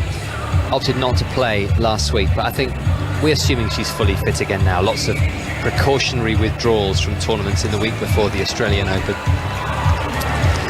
Right, I'm in that position now where I could almost tap Andy Murray on the shoulder. He was very, very close to us at the back of the box. We can see him clearly in his white top, his green shorts, his white baseball cap, but I don't think he can see us particularly clearly at all unless he peers very, very closely because of the special coating on the outside of these windows on the Rod Laver Arena. 3 games away from a big, famous winner for Matteo Berrettini, but he's going to have to break the big Italian serve. He leads by 2-1 and by 3 games to 2 as Berrettini swings a forehand cross-court and into the corner. Low volley by Berrettini, reached by Murray, but he can only tip that backhand into the net. But he's still moving rapidly, even if it's becoming increasingly uncomfortable. Yeah, I think it's just more the walk in between between is just getting slower and slower, and I just feel like the legs have gone a little tiny bit heavier, and I think movement is not quite as sharp as it was at the very start, which you'd expect, and I think this is the problem for him, isn't it, over the long haul. And best of 5 set tennis is so different to best of 3 sets. 39. Ace from Berrettini. Yeah, you do feel that he needs to win these matches as rapidly as possible, and that's obviously a rather big ask when you're playing Matteo Berrettini in the first round. But it goes back to what we were saying about this one great Grand Slam run we'd love to see from Andy Murray, and the obvious place to anticipate it is at Wimbledon if he's fully fit heading into the championships, given his expertise. That was straight in our direction. An ace by Berrettini, making very short work of this service game so far. Yeah, that was a stunning serve, wasn't it? Real accuracy, just flashed through the court. Murray no chance to read that one. And he's got all the options, Berrettini, never quite sure which direction that serve's going off that ball toss. He started slowly today. Mind you, even if he'd been close to his best, he would have struggled to hang on to Andy Murray. He won those first couple of sets by 3 breaks to love, 6-3, 6-3. Backhand cross-court return by Murray. That's a very nice high backhand volley by Berrettini to hold to love and level things up at 3 games all. He started very slowly in the semi-final last year, you may remember, Annabelle, and was 2 sets to love down to Rafa Nadal and was very, very flat. And actually, as he goes into a bit of detail about on the Netflix documentary, episode 2, if you're going to be watching it, he suddenly woke up, but he'd given Rafa a 2 sets to love lead by then and was in trouble. Yeah, I do remember that, and you know, I think that's the thing about Berrettini, because he's such an exciting player when he can get things fired up. I mean, he does sort of have these moments where he'll play matches and it is a bit flat and it's just not working, and I think today is certainly one of those. But you know, he's the player that can really bring a crowd to their feet and can get the electricity going, and people love to watch that brand of tennis when it's so flashy and exciting with that big forehand. You know, and he has options as well, doesn't he? As you said, the feel, the touch, the drop shots and the volleys. Off forehand from Andy Murray. It's 3 games all in the 4th set. Forehand Berrettini, just long. 3 point there for Murray. Now, Berrettini's an interesting case in that he was absolutely the clay courter, like a lot of Italians as he was growing up, and I think it was coach Vincenzo Santapadre who was looking after him then as well and said, look, you need to play on faster courts. And they decided when he was about 17 or 18 just to play as many ITF hard court events as possible. And then I think the grass was a bit of a bonus. That came about, his prowess on grass, because of a Davis Cup tie between India and Italy in 2019. And the Indians got a home draw and they thought, well, let's shove it on grass. The Italians won't have a clue. And we might even have a chance of upsetting them. And Matteo Berrettini played on it and thought, I quite like this surface, and has never looked back. So Murray serving down the tee. It's reached by Berrettini. The forehand from Murray is missed. I think also he had a sort of a wrist injury, didn't he, when he was quite young, and he couldn't hit double-handed backhands, and so his coach said, okay, well, let's work on slice backhands where it didn't have the pain, and that's when he introduced that slice backhand into his game, which again would help him on grass courts particularly, but it also just mixes up the pace for his opponents the way he throws it in. So I think he has quite a nice blend of the double-hander and the slice. Yeah, very versatile, and when he's purring, he is fantastic to watch.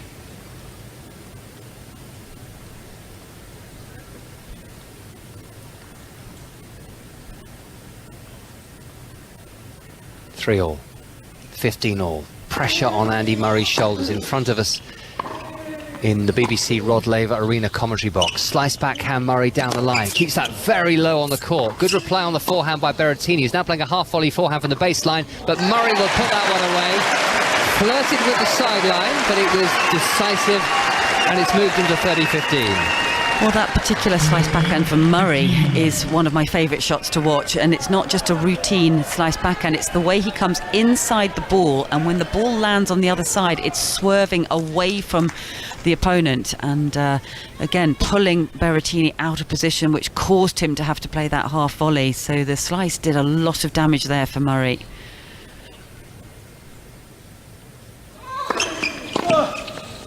Good serve by Murray. High return by Berrettini has hit the back of the baseline. And Berrettini's still in this rally, even though Murray's the man closer to the baseline, and he does win the point now as Berrettini hooks a forehand wide. Some desperate looks from Berrettini across to his camp. I think he was hoping that he would have got the break of serve by now in this set, and things getting a little bit tight and edgy, because that just will pile the pressure back onto Berrettini to have to serve to keep staying in this match. And he's not having much joy in getting a break in this set, and he's had some opportunities. It feels like 40-15. Yeah, it feels like he's sort of putting the pressure on Murray, but it's not happening for him at the moment. Murray serves down the tee. Forehand from Murray. Just flicks the tape on the way to the Berrettini backhand. Backhand cross-court Berrettini. Murray with a backhand to the Berrettini backhand. He flattens this one out, the Italian, and now goes cross-court with power on the backhand. And a forehand into the net, Berrettini. He was stepping it up there. Plenty of heat on those ground strokes, but Murray equal to it. The error comes from Berrettini.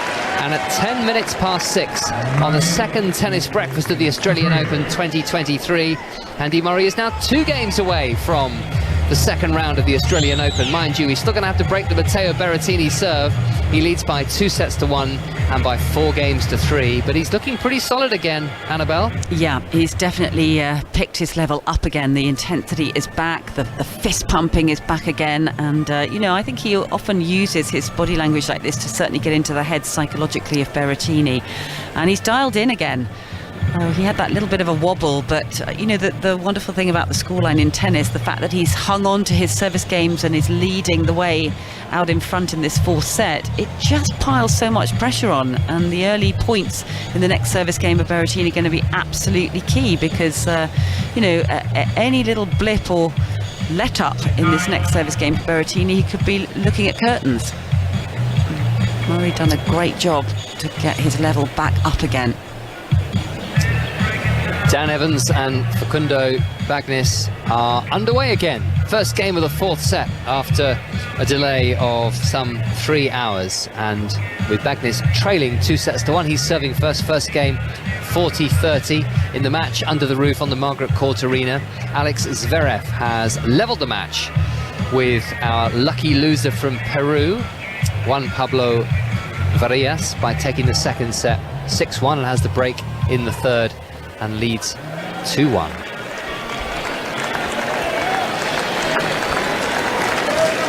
Well, this is an exciting moment again.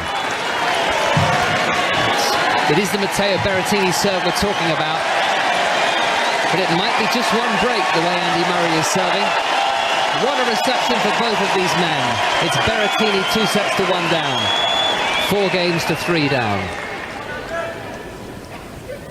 And it's Andy Murray who's waiting to receive. He's trending in Australia on Twitter. Slice backhand approach Berrettini, down the line and into the net, Murray.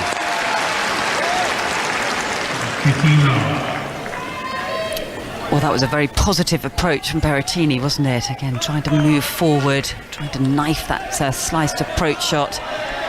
And he did have an opportunity on that passing shot, just clipping the net. He's annoyed with himself for that. Wanted that first point if he could get it, and he's chuntering away towards his box, just to his right-hand side. Forehand whipped down the line by Berrettini. Murray's forehand cross-court. Forehand down the line by Murray. Backhand cross-court Berrettini. Forehand from Berrettini. Now Murray with a forehand to the back of the court. Forehand Murray. Slice backhand Berrettini.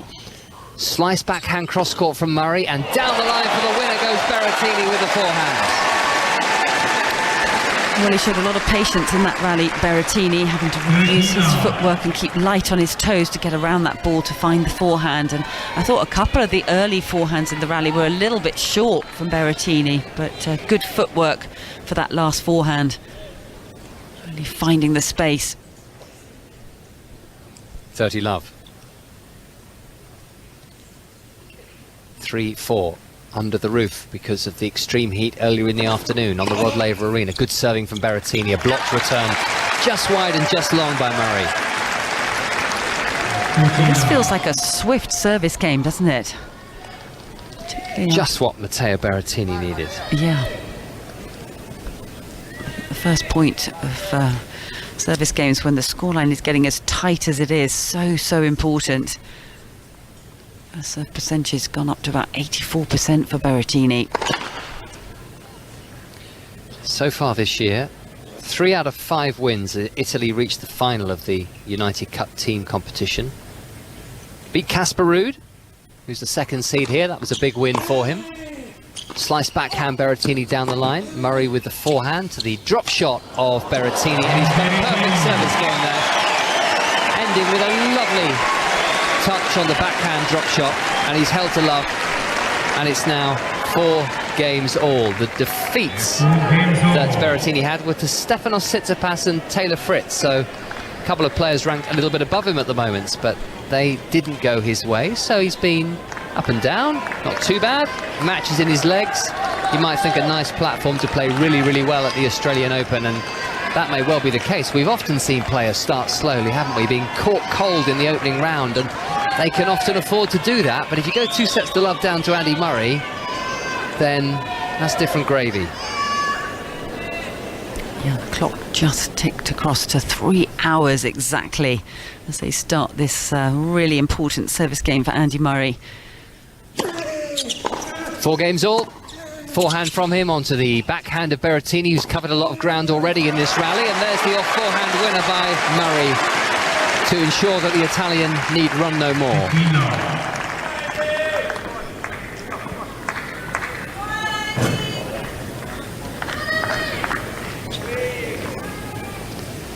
The temperatures are still in the mid-30s Celsius, but they will start to drop away now, and there is much cooler weather coming in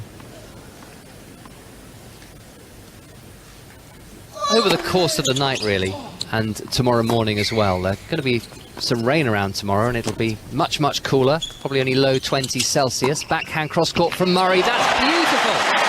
Berrettini at the net. Berrettini's arms outstretched now, saying, look, I'm 6'5" tall. How could I not cover that? But he couldn't cover it because the timing and the placement and the lovely deft touch with his hands was just exquisite by Andy Murray. Oh, it really was. It's vintage Murray, that kind of passing shot, isn't it? The way he sort of comes right round the outside of the ball, the balance that he possesses using those legs, and also using that left hand to kind of hook it cross court. But I felt with Berrettini, he lunged at the volley as opposed to just taking that extra step to get out there. Didn't really read that passing shot. 30 love Murray, his backhand down the line, right onto the sideline. So after Berrettini played a perfect service game, Andy Murray is threatening to emulate him here, and if he can just close out this game, 40 love at the moment, he'll be a game away. Matteo Berrettini will be serving to stay in the Australian Open. Oh, that was a beautiful backhand down the line, wasn't it? Just right on that sideline, and again Berrettini not able to control that forehand. This is a really good service game at a very big pressure moment. Can he close it out? Forehand winner from Andy Murray, who's done exactly what Matteo Berrettini did before him. His turn to hold to love, and he leads by 5 games to 4, and he's about to ask the question of the Italian. He's going to have to hold his serve to stay in the Australian Open.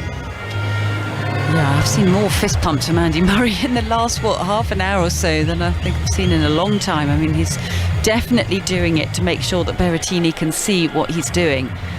And constantly looking in, tuned in with Ivan Lendl, Leon Smith over there. I think his mum's up there as well. But yeah, he's sending out some very positive signals at the moment. Spectacular effort by Andy Murray. Is he going to be able to get over the line, the 5-time Australian Open runner-up? The man who's won 46 titles on the tour.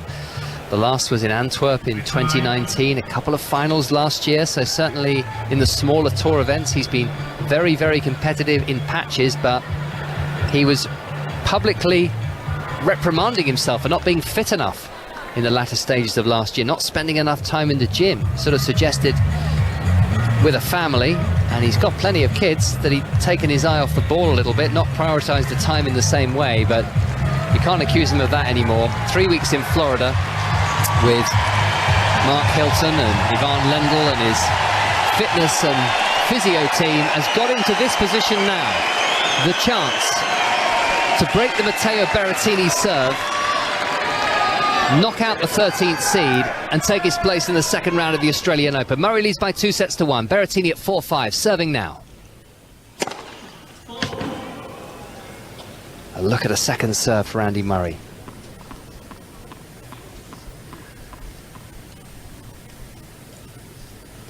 Berrettini with the second serve onto the backhand of Murray. Berrettini's forehand, Murray's backhand. Forehand Berrettini. Murray with the backhand cross court. Berrettini will slice his backhand. Murray with the forehand, not hitting the ball with great power in this rally. Maybe a little bit too passive, and Berrettini takes the opportunity and threads a backhand down the line for a winner. Yeah, I think I agree with you there, Russell. Perhaps just a tiny bit passive on that last point. Just wasn't doing enough with that last forehand, and it got punished. Last winner speed 136 kilometers an hour, and that got some big fist pumping from the support camp of Berrettini, willing their man on right here. 15 love.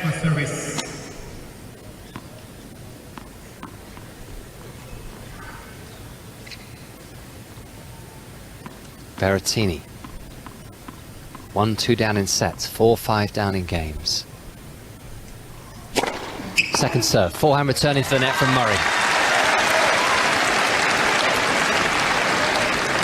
It was pretty beefy, that serve, wasn't it? 207 kilometers an hour. And a little tiny bit late onto that one, Murray.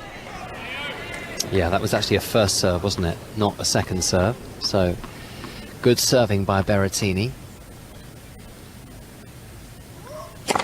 Down the tee he goes. Does miss his first serve this time.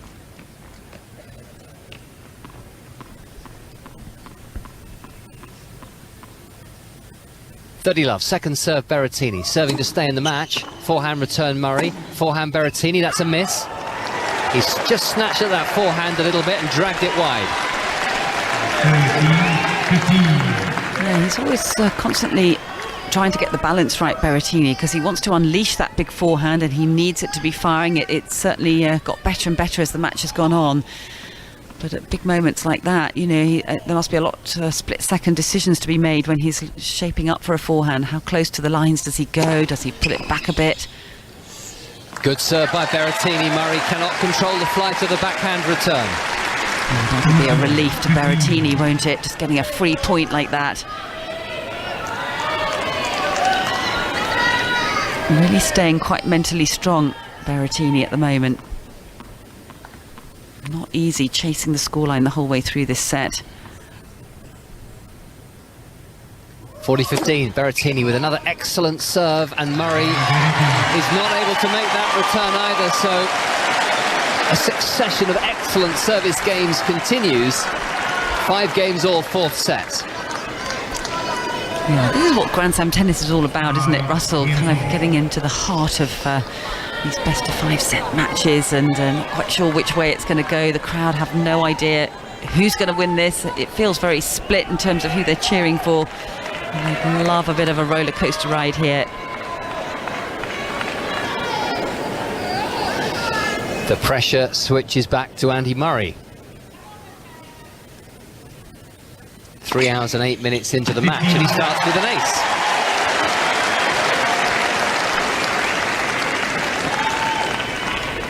And the serving has been terrific from both of them, landing roughly 70% of first serves. Berrettini winning 81% of those first serve points. Andy Murray, though, up at 73%, and has a very high percentage of second serve points won. 67%. The service.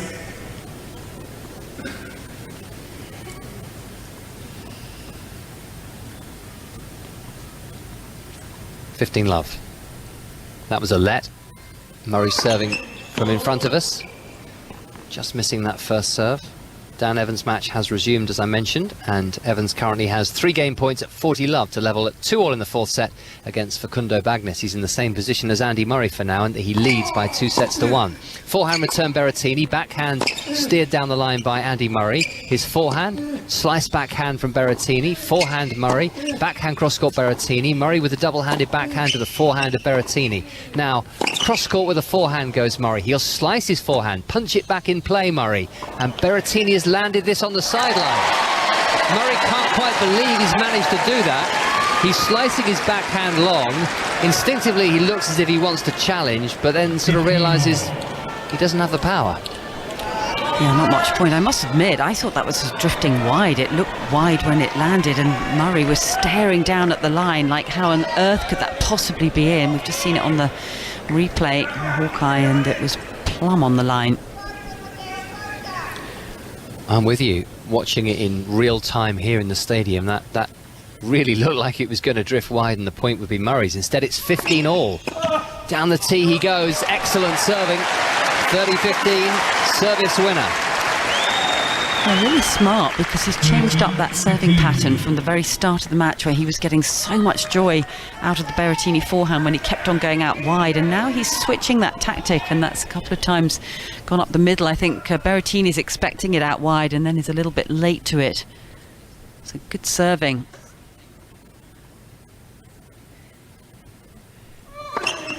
(30-15), 5 games all. That's long from Berrettini. It was another good serve by Murray.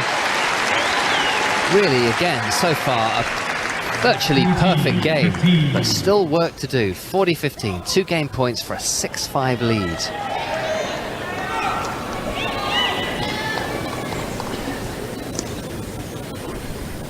No breaks of serve in this 4th set so far. More good serving down the tee. Chipped back into the net by Matteo Berrettini. And no break points yet either in this game. Murray was love 30 down in the opening game of the set. He now finds himself 6-5 up. And another free shot at the Berrettini serve. If Berrettini is able to hold on, then it will be a tie break to decide whether we're heading into a 5th set or not. And I think it's exciting whatever time zone you're on, Annabelle. Oh, it definitely is. Yeah, I mean, wherever you are, you can always enjoy a match like this, can't you? It's just on a knife edge, and so much psychology coming into play in a match like this. And I think that's one of the great things about best of 5 set tennis, is it takes players psychologically into different places, isn't it? They have to really, really be able to focus and keep up that level of intensity over the long haul. And Murray is just such an intriguing tennis player to watch as well. I mean, not only is he an unbelievable competitor, but just, you know, as we keep saying, his brand, his style of tennis, the way that he competes and what he brings into a tennis match, you're never bored watching him play. It's always intriguing. His body language for the most part has been good today. The way he was talking in that press conference that you were referring to earlier, I think we've seen that on court. He genuinely believes he's playing well, he's fit, he's strong. I think he really liked his chances going into this match. It wasn't kidology, and we're seeing that in the way he has played so far. Can he break here and take his place in the 2nd round of the Australian Open? He leads by 2-1. He leads by 6 games to 5. Once again, Matteo Berrettini having to hold serve from right in front of me to stay in this Australian Open. Berrettini serves here on Tennis Breakfast, 5 Sports Extra, BBC Sounds. Annabelle Croft and Russell Fuller with you this morning, coming up to 6:30. 2nd serve here for Berrettini. It's quite a big one. Murray's backhand is onto the forehand of Berrettini. Good hitting by the Italian, who's now got the forehand to hit down the line. But Murray is there, and he plays a very clever little lob. Improvisation, high backhand lob, but Berrettini was able to put that one away without any problem at all. Yeah, that was nervy, wasn't it? I mean, good footwork here from Berrettini, because at a scoreline like this, he needed to do something with that smash, and he really hit it very cleanly. He hasn't missed too many, he just missed that one overhead a few games ago, but actually his overhead has been extremely solid. 15 love, that was the sound of Andy Murray reaching a backhand return. Steered it into court, but was vulnerable. His forehand wing was wide open, and Berrettini is 2 points away from giving us the tie break that, to be fair, this set deserves. Yeah, it definitely does. I think it's going to ramp up in terms of intensity and excitement in the stadium, isn't it? You can sense the crowd really wanting it. When you've had no breaks and potentially no break points either, then absolutely. Sorted out in a tie-break, gentlemen. But Berrettini still has a couple of points to win. He's missed the first serve here at 30 love. Forehand return from Murray. It's a really good one. The backhand is long by Berrettini. That was a more aggressive return by Murray. Yeah, taken by surprise there, going backwards as he hit that last shot. And as you say, a little bit more pace on that forehand return from Murray. Got that through the court a little bit better.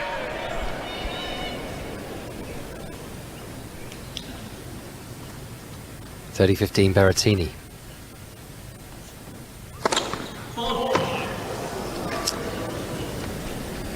The call was for a fault. Electronic line calling here at the Australian Open. Second serve, Berrettini. Backhand reply from Murray. Berrettini with the backhand. That's a little bit short, and Murray now hits towards the sideline. Murray will hit this forehand to the Berrettini backhand.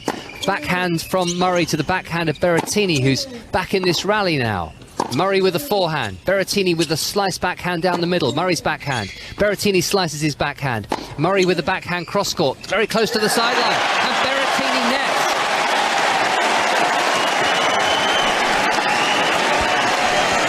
It's the typical Andy Murray point, isn't it? Getting his teeth stuck into that rally, and you just knew he was never going to back away from it. And ask a lot of questions of Berrettini, which he's done. I hardly believe this. At 30 love, I thought this game was going to be closed out and we'd have a tie-break, but maybe, just maybe, 2 points away from this match.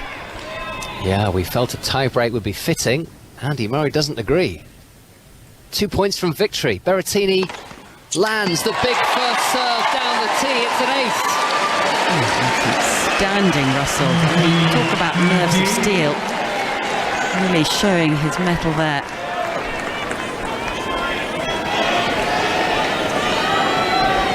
Drat, Andy Murray must be thinking.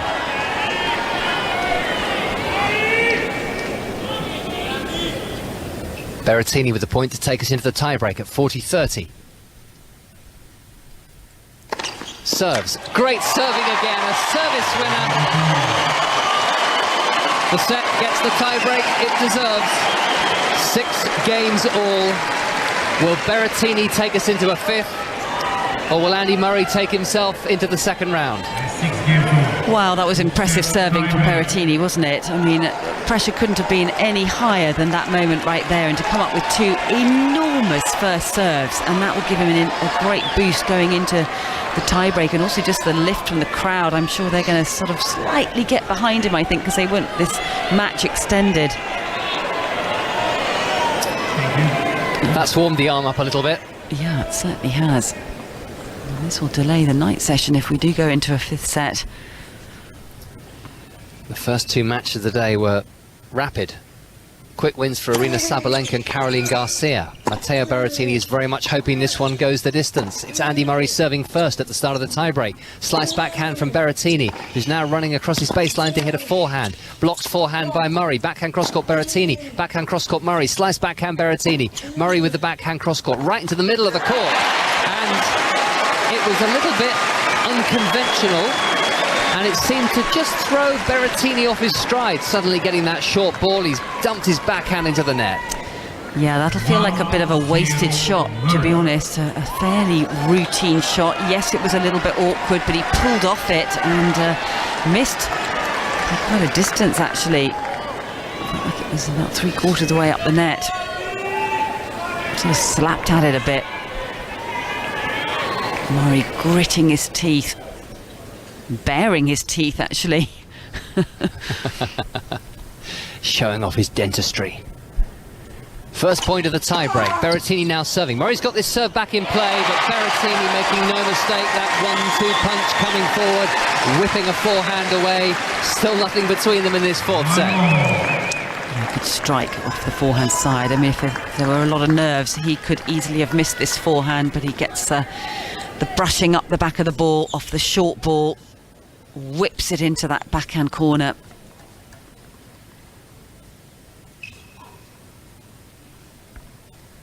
One point all. Berrettini with his second service point. First to 7. A gentle reminder, you need to win by 2 clear points. Berrettini will have 2 more serves to come. That serve thundered into the net, but had enough pace on it to take it through it.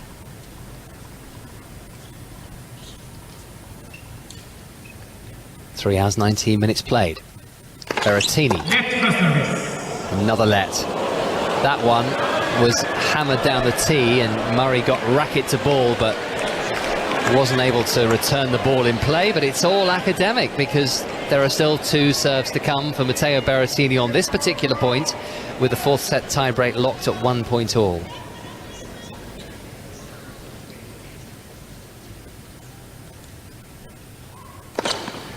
And this time he does ace Murray with a big serve down the tee.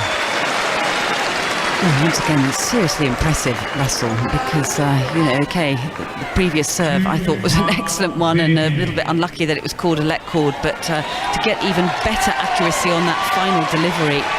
And he's showing great strength of character out here at the moment. Yeah, 217 km/h ace in the tiebreak. 2 excellent service points for Berrettini after hitting an ace and an unreturnable winner from 30 all as he served to extend the match at 5-6. So now back to Andy Murray, who's missed his first serve. 1-2.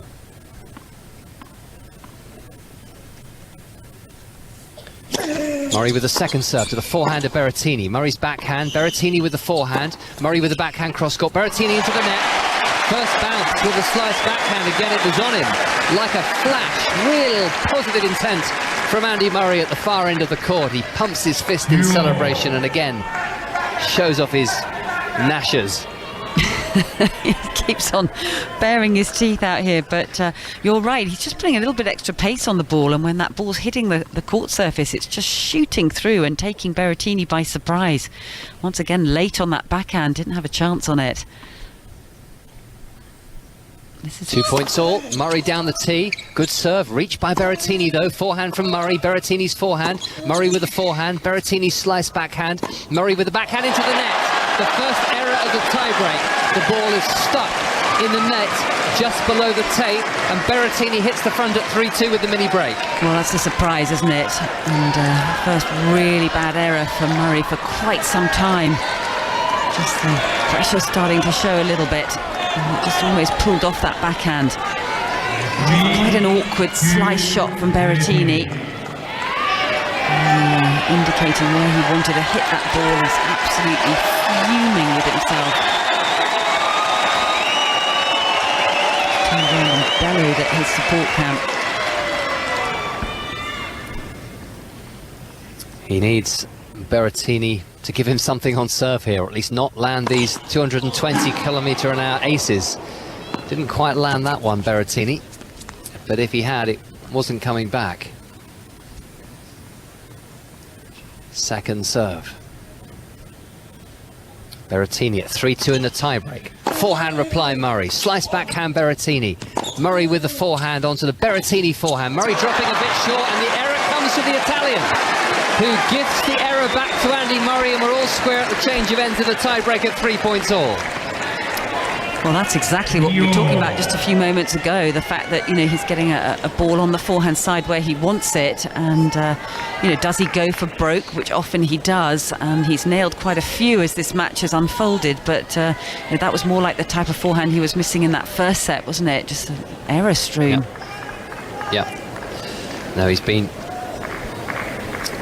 pretty solid, Berrettini, in sets 3 and 4. Andy Murray taking the first 2 sets by 6 games to 3. 3 breaks of serve to love. Matteo Berrettini taking the third 6-4. And no break points, let alone breaks of serve in this 4th set. We're into a tiebreak, 3 points all. 1 error apiece, 1 mini break apiece, and they've changed ends. I have Andy Murray's back about 10 metres in front of me. Matteo Berrettini at the far end as he serves now, and it's an ace. Terrific serving. Clutch serving by Berrettini. Changing it up once again. I mean, they're both sort of outfoxing each other psychologically with the service direction. Berrettini that time going out wide, and so many times we've seen that big ace down the middle on the deuce side, but changing it up there, mixing it up really well. Yeah, very clever. All about the placement, not about the pace on this occasion, but equally effective. And it's Andy Murray now with the balls in his pocket at 3-4, leading by 2-1. Can he reach the second round of the Australian Open, knock out the 13th seed? Murray's missed a first serve. Or are we going to be going the distance? 5 sets.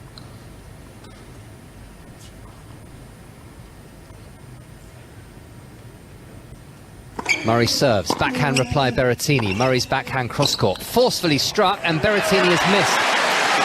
Trying to sneak one down the line with a backhand. Again, very good hitting by Murray. 4 points all, and it really is gloriously tense for anybody watching or describing the action. Well, that was just a stunning backhand. I mean, I just could watch that backhand all day. It's like a pendulum, and it's almost like one of those wrecking balls on a building site, you know, when you pull the big weight and the concrete back, and then the way it just goes through the court. Absolutely wonderful to watch. That must be a very satisfying job. 4 points all. Murray down the tee. Berrettini with the slice backhand in to the back of the court. Forehand Berrettini. Murray with the forehand. Berrettini slices his backhand. Murray's forehand down the line. Berrettini running onto it.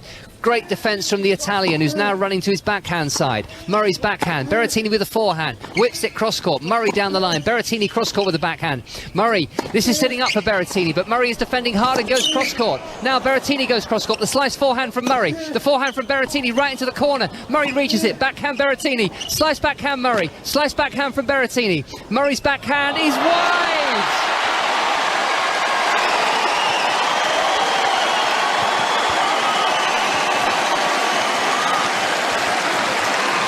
That might just be one of the best points of the match so far. 24 shots that last rally.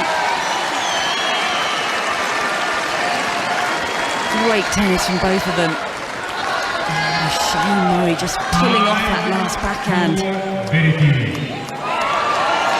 look at the expression on Berrettini's face. Absolute intensity. Berrettini in the ascendancy again. It's a slender advantage, but he has 2 serves to come. He's 2 points away from taking this match into a deciding set.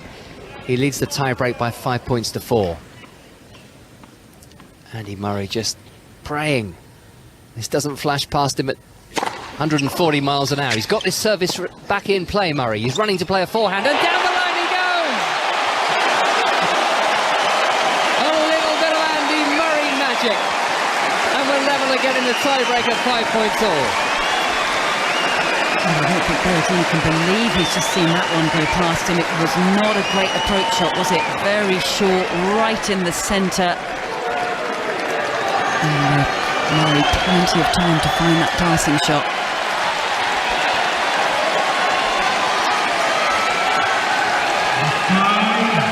Almost a bluff coming in on that. Murray's box on their feet there, Annabelle, with the exception of Ivan Lendl, yes. Obviously, has special dispensation. Yeah, exactly. Old stone face. 5 points all. Berrettini serving. Down the tee, it's an ace. It's a set point, Berrettini. Well, you have to take your hat off to Berrettini, the way he's pulled out these massive, monstrous serves at some key moments.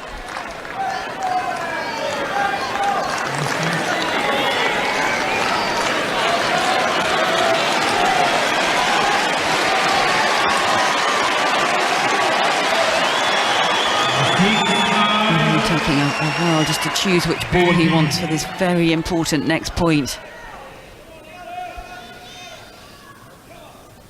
Matteo Berrettini with a set point to get the match back on level terms at 2 sets all. Murray onto the backhand of Berrettini, but he's just missed that first serve. He catches the ball, decides that's not for him. It let him down there. So plan B, second serve, set point down Andy Murray. Forehand return Berrettini. Murray hits the backhand to the Berrettini slice backhand. Murray in mid-court with the backhand, comes to the back of the court and wins the point. This time it's Berrettini with a rather tight-looking backhand into the net. And the set point is saved. It's 6 points all at the change of ends as Murray just puts his racket down. He needs some water. Berrettini does the same. What on earth is going through their weary minds right now, I wonder? Yeah, absolutely. Well, when I think back to about an hour ago when I thought that physically Murray was really suffering, I think he's certainly picked his physical side up quite significantly as this match has sort of turned out. But Matteo Berrettini would love that point back again. I mean, that was just a totally wasted backhand, wasn't it? As you said, very, very tight. He pulled off it. No real reason to have missed it. He wasn't under any pressure, particularly other than the scoreline pressure. And there's plenty of that. So we have seen a few errors, some brilliance, and it's still locked together. 6 points all. Murray's a lucky man. That was a first serve that was destined for the net, but it somehow found a little bit of forward momentum and rather apologetically bounced over. So 2 serves to come for Murray. 6 points all in the tiebreak. He leads by 2-1. Dare we say it? Could there be a match point beckoning? Good serve by Murray. The forehand return from Berrettini is a good one. Berrettini's slice backhand. Murray hits the forehand down the line. Terrific ball striking. Now the volley from Murray. Berrettini is there. Another volley from Murray. And has he hit the baseline? No, he's gone long. A diving volley from Andy Murray. But it's Matteo Berrettini who's pumping his fist as Mohamed Layani just raises his finger. If no one heard the call, to signal that the ball was just out, and it's a second set point now to Matteo Berrettini. Oh my goodness, that is so unlucky for Andy Murray. Dive volley, that was almost Becker-like, wasn't it, from the days on the girls' pitch at Wimbledon. And just to miss it, not too much. Berrettini doing so well to hang in there on that last point. And also when you think back to just getting that serve back into play the way he did. This is set point number 2 for Matteo Berrettini to level things up, and this one is on his serve. 7-6, he leads in the tiebreak. Forehand into the net from Murray, but yes, there was the call. As we've been saying, it's not always easy to hear it with the atmosphere and the noise in the stadium and no hand signals because there aren't any people on court calling the lines, but he did miss that first serve. Set point number 2, second serve, Matteo Berrettini. Backhand return, Andy Murray. Here's Berrettini's forehand. Murray with the forehand. Berrettini with the slice backhand over the baseline. Murray called it before it had landed. He knew it was long, and a second set point has been saved by the 35-year-old who is trying to secure a 50th Australian Open win. A half century of Australian Open wins, and it really couldn't happen in better circumstances if he's able to get over the finishing line. 7 points all in the breaker.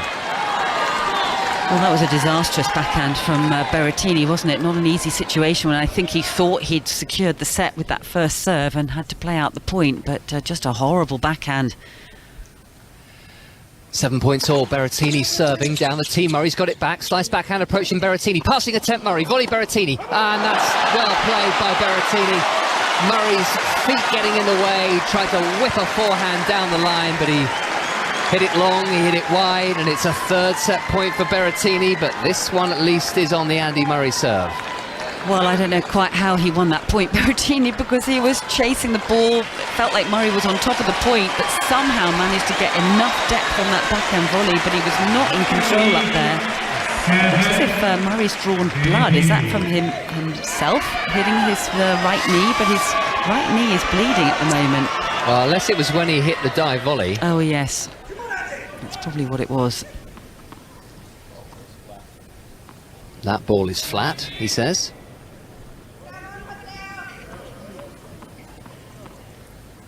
This is set point number 3 for Matteo Berrettini. 7-8 on the Andy Murray serve in the tiebreak. Murray leads 2-1, but Matteo Berrettini is one shot away from a 5th set, and Murray has missed his first serve. Well, he went after that serve, didn't he? He didn't hold back and try and sort of spin it into play just to get a first serve. That shows where his mind is at, going after that ball. Second serve, set point down again. Forehand return Berrettini. Backhand from Murray. Backhand Berrettini. Murray's forehand. Berrettini with the slice backhand. Murray hits the forehand to the backhand of Berrettini. A forehand cross-court from Murray. A big forehand from Berrettini down the line. Murray's backhand is good and deep. Backhand from Murray, who's set point down again. The forehand from Berrettini with greater power. Now Berrettini inside the baseline with a forehand. Murray defending hard, and he's gone long. He's just prodded that forehand down the line, more in hope than expectation. And Berrettini is threatening to come back from 2 sets to love down to deny Andy Murray a 50th Australian Open win. He's won an enthralling tie-break by 9 points to 7. It is 2 sets all after 3 hours and 34 minutes on the Rod Laver Arena, Annabelle Croft.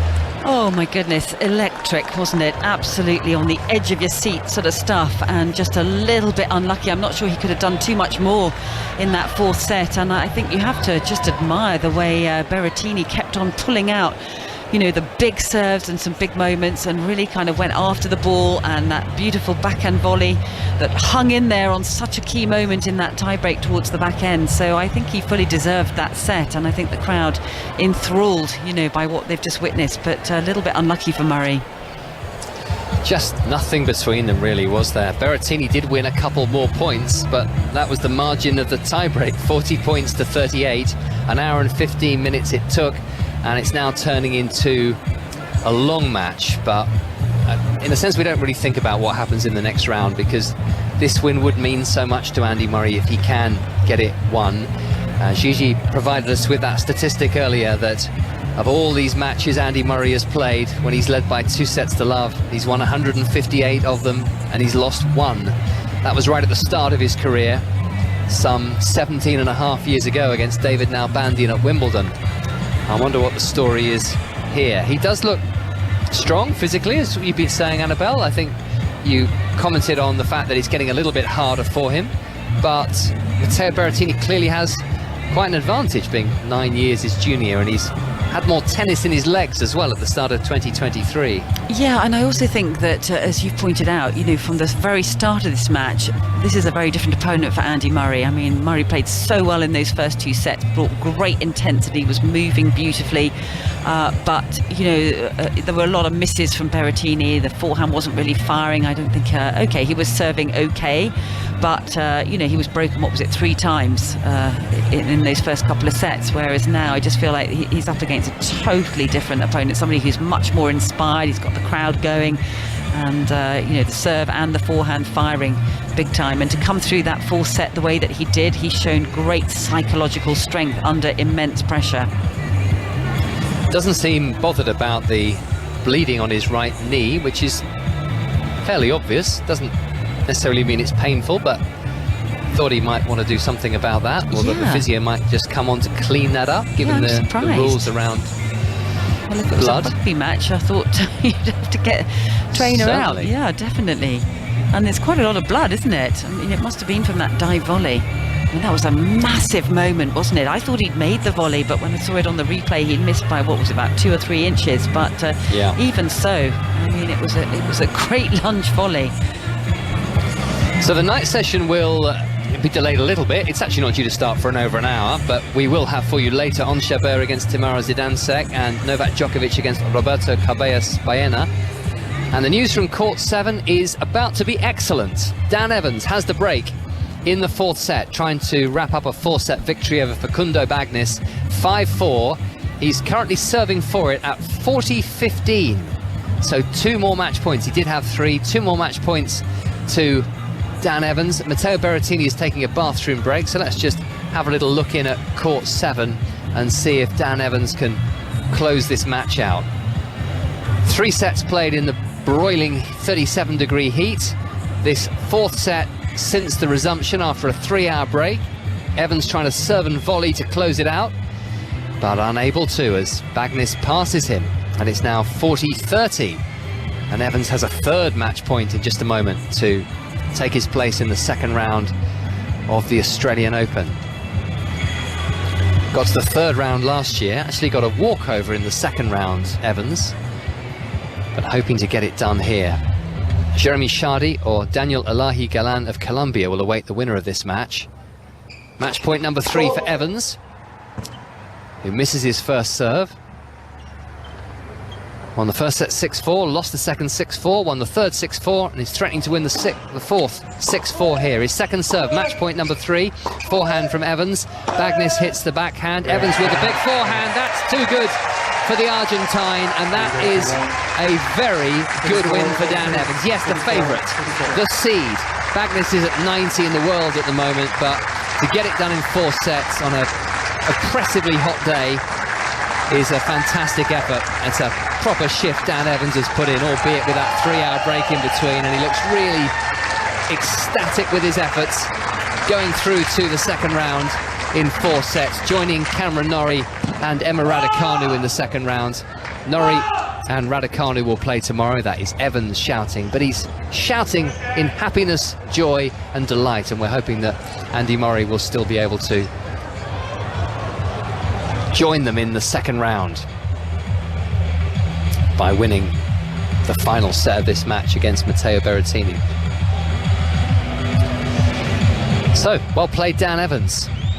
Last year actually, Annabelle, there was only no British singles player won more than 1 match. Dan Evans got to the 3rd round, the only one to do so, but that was because he got the walkover in the second round. So we'll see what fortunes await. Coco Gauff against Emma Raducanu. Dan Evans will have a day off, and I think he'll need it after playing in that heat.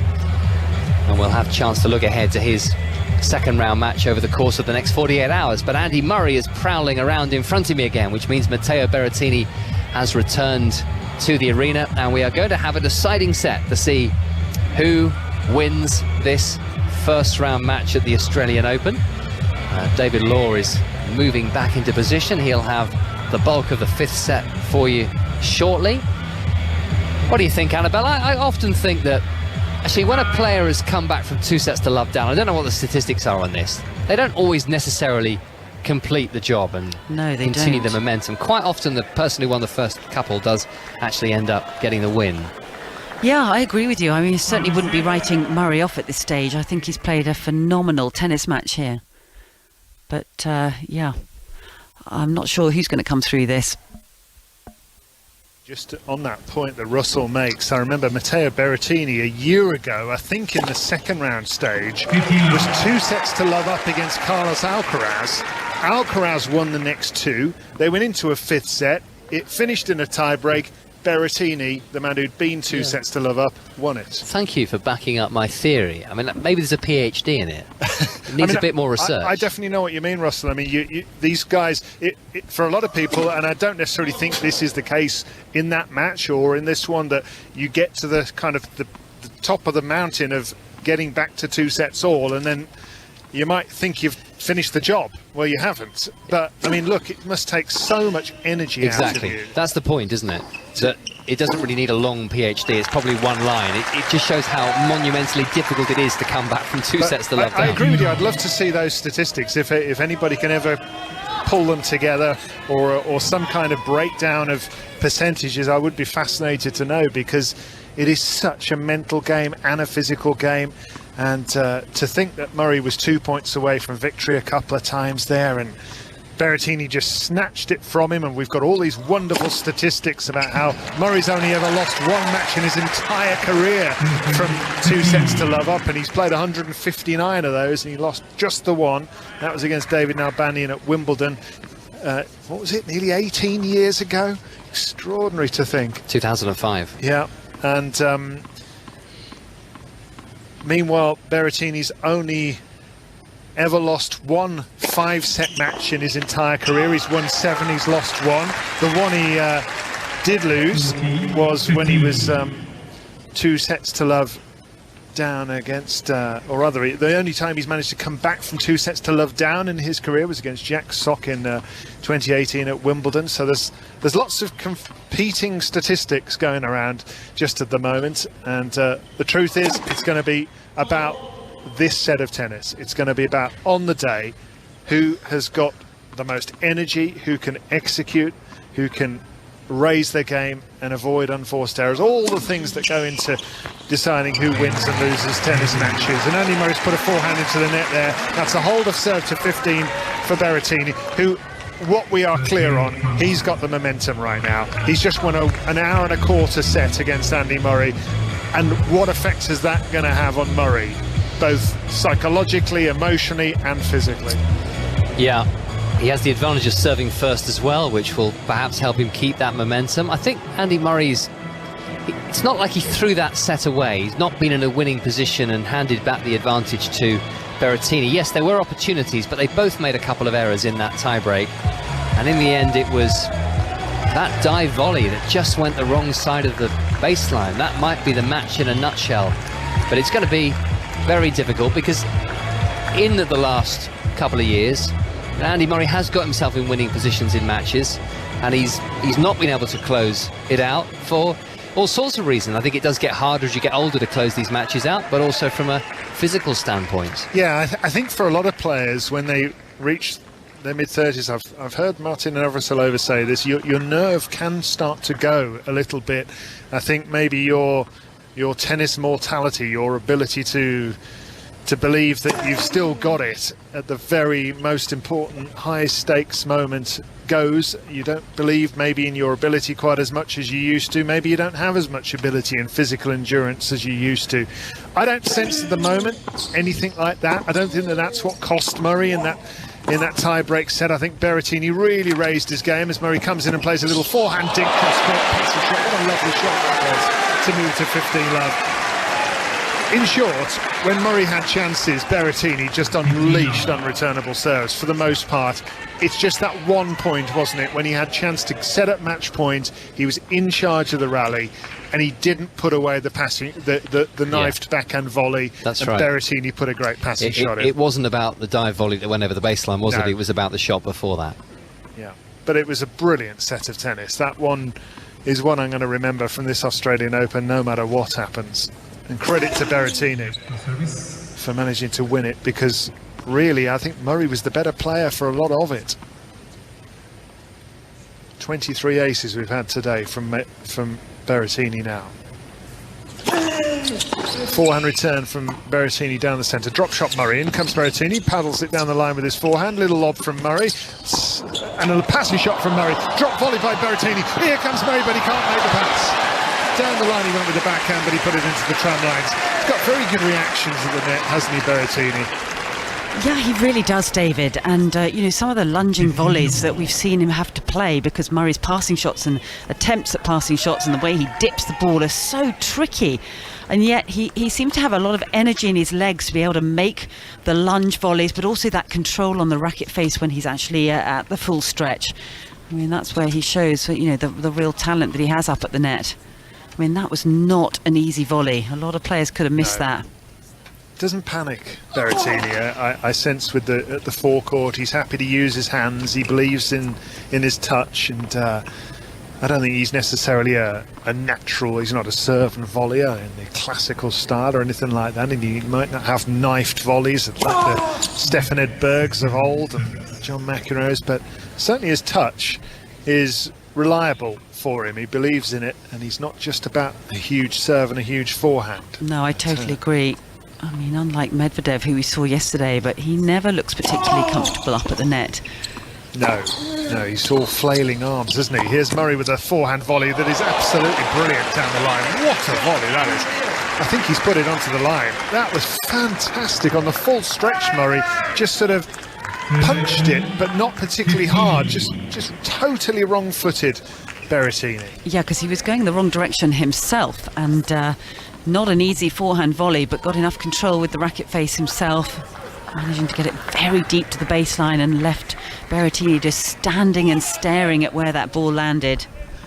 And closing his eyes as if he couldn't believe what he'd just seen, Berrettini, as he watched that ball drop onto the line. Says, how on earth did you do that? Backhand return from him is into the net. Murray moves to 40-15. It's 2 sets all if you're just joining us. 6-3, 6-3 for Murray. 6-4, 7-6 for Berrettini. 1-love to the Italian now in the 5th. 40-15 on the Murray serve. And just to remind you, the rules are different these days. There are no never-ending sets. If it goes to 6 games all, we're going to be having a 10-point tie-break. Annabelle, could you stand it?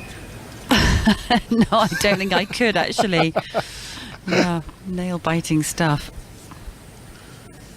40-15 Murray, is to get to one game apiece. He hits his backhand cross court, and on the rise, Berrettini hits his. Now he swipes at a forehand, puts it into the net. Murray levels to put one game apiece. And what do you think generally, Annabelle, about the change to the rules that they've had in that regard? The tie break at 6 games all in all the Grand Slams now, haven't they? They've basically equaled it all up and formatted it that way. What do you think? I think it's better, to be honest with you, David, because I know that some of the Grand Slams were trying to sort of stand out and be a bit different and make things different, but I think it's just so confusing for the fans. And I also think that as much as we love those thrillers in the 5-setters where you get the 24-22 in the 5th set or whatever, it's great fun, but actually it can end up ruining the latter stages of the event. And I think these players, they play enough as it is, and we're always talking about the injury problems and the physical side of the game, and I just think actually to equal it all up across the slams, draw an end point to it, everyone understands it, they knows what's coming. I think it's better. I don't know how you feel about it.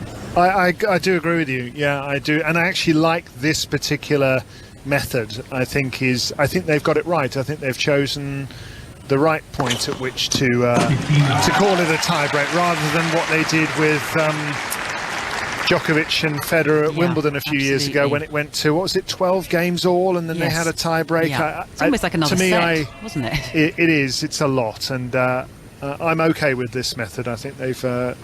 Not everybody will agree with that, but that suits me. Certainly, that's kind of a compromise method. It's actually what the Australian Open started to do first, when it dispensed with the never-ending sets, as Berrettini moves 30 love up here. And my first ever year here at the Australian Open on site, working for 5 Live, was 20 years ago, 2003, and I do have very fond memories of sitting in a commentary box with Jonathan Overend and Chris Bailey, who was commentating with us at that time, and a 2019 5th set between Andy Roddick and Yunus El-Anawi. But here's a little chip drop shot from Berrettini, and now he's got a passing shot that he just rolls over the net cross court, bringing Murray in and then passing him for 40 love. 1 game all in the 5th, 2 sets all. And this is different psychologically for Murray now, isn't it? The way Berrettini was having to chase the scoreline all the way through that 4th set, and now the roles are reversed. And if Berrettini can serve with the level that he showed and the sort of great mental strength that he showed in that 4th set, it's going to be Murray that has to serve to keep on keeping that scoreline level the way this is looking.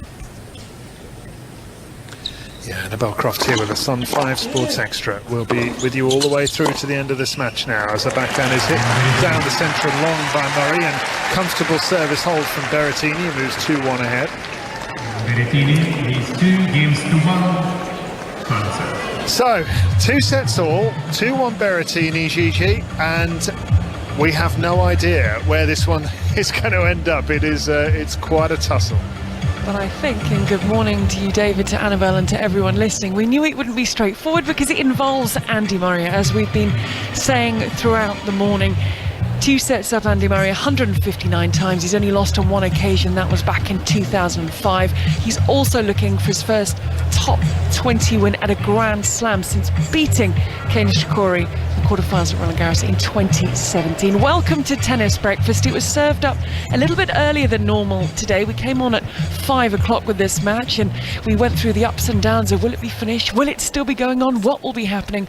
Well, elsewhere we had a 3.5-hour delay due to unsafe conditions because the temperatures have been scorching in Melbourne today, but play has resumed on the outside court. We've got around 40 matches to be played before day 2 is concluded, and we're going to be late starting with the night sessions on both the Rod Laver Arena and also the Margaret Court Arena, where Sasha Zverev, the 12th seed, is 2-1 down to the Peruvian Juan Pablo Varillas, who's a lucky loser looking for his first Grand Slam main draw win. So maybe still plenty to go in that match. So what I'll do, David, is I will keep across what is happening elsewhere. We know that Dan Evans has joined Emma Raducanu and Cameron Norrie in round 2. We are now just waiting on this roller coaster that is watching Andy Murray play.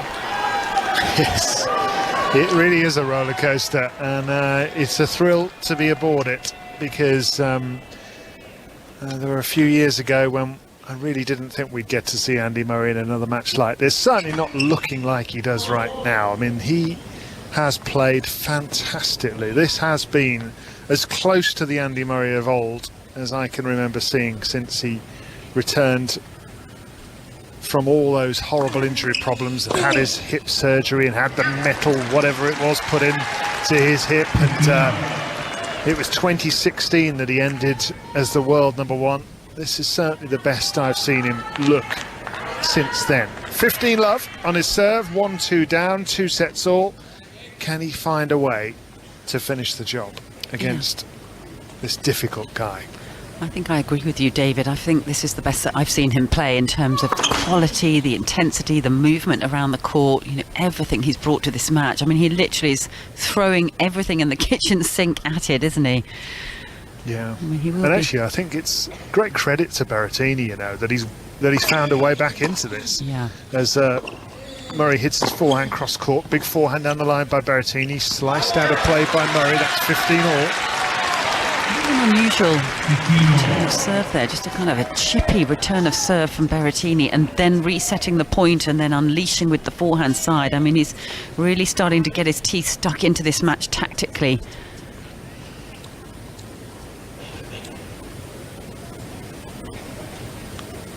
Two-one Berrettini, and Murray serving second now in the 5th set. That provides a little bit of pressure all of its own, doesn't it, on the scoreboard? But he's just swung his serve out wide to move to 30-15 as the forehand return goes long. Do you think there's much in that, Annabelle, if you're serving second in a 5th set and you're chasing the scoreline? Yeah. Do you think it makes much difference? Oh, I think it makes a massive difference, yeah, because the pressure is always on the server that's coming second and trying to chase the scoreline. I think it's enormous emotional pressure as well.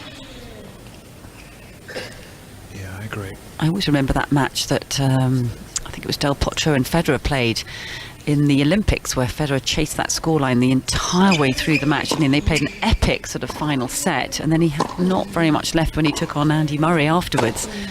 Yes. Here's a forehand down the line by Murray. He's at 30-15, trying to get back to 2 games all in the 5th set. Forehand cross-court from him, finds the line. Brilliant shot from Murray. Now backhand cross-court, clips the top of the net, bit unlucky. Finds the line, though. Here comes Berrettini attacking. And down the line goes the backhand from Murray, but long.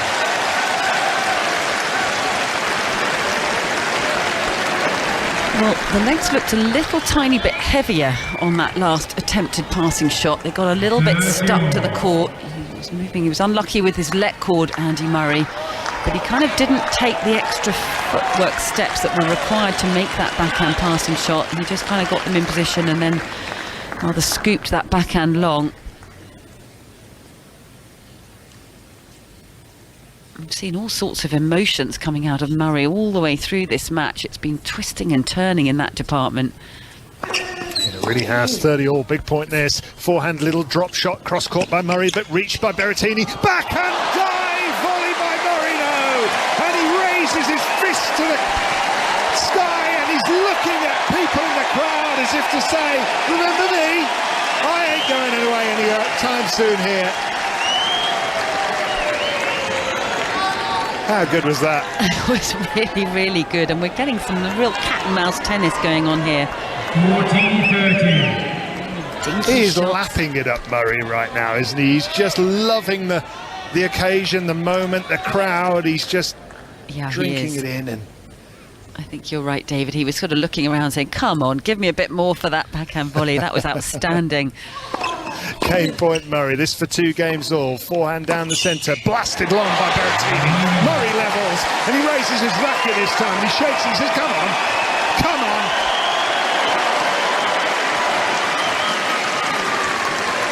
Well, there's a lot more energy coming out of the fist pumping than there is coming out of his legs, I think. I feel like the legs are a little bit weary, but certainly not weary in terms of his head and the passion he's bringing to this match. And just to his right, in the front row, somebody unfurled a giant Scottish saltire, and there it was, resplendent in blue and white. And Murray, well, he'd have noticed that. Thank you. This match has had everything so far. 2 sets all, 2 games all. 2 minutes short of 4 hours.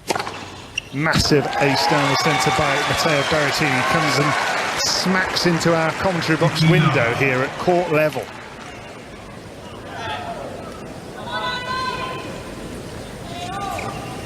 Murray just exercising his legs a little bit just in front of us here as the floodlights beam down on this blue court inside the Rod Laver Arena. Murray skips up to the Melbourne sign that is written in white a few feet behind the baseline, and now moves backwards again. His black shoes with little blue stripes on them. Now he's jumping up towards the baseline. It's a double fault from Berrettini. It's 15 all.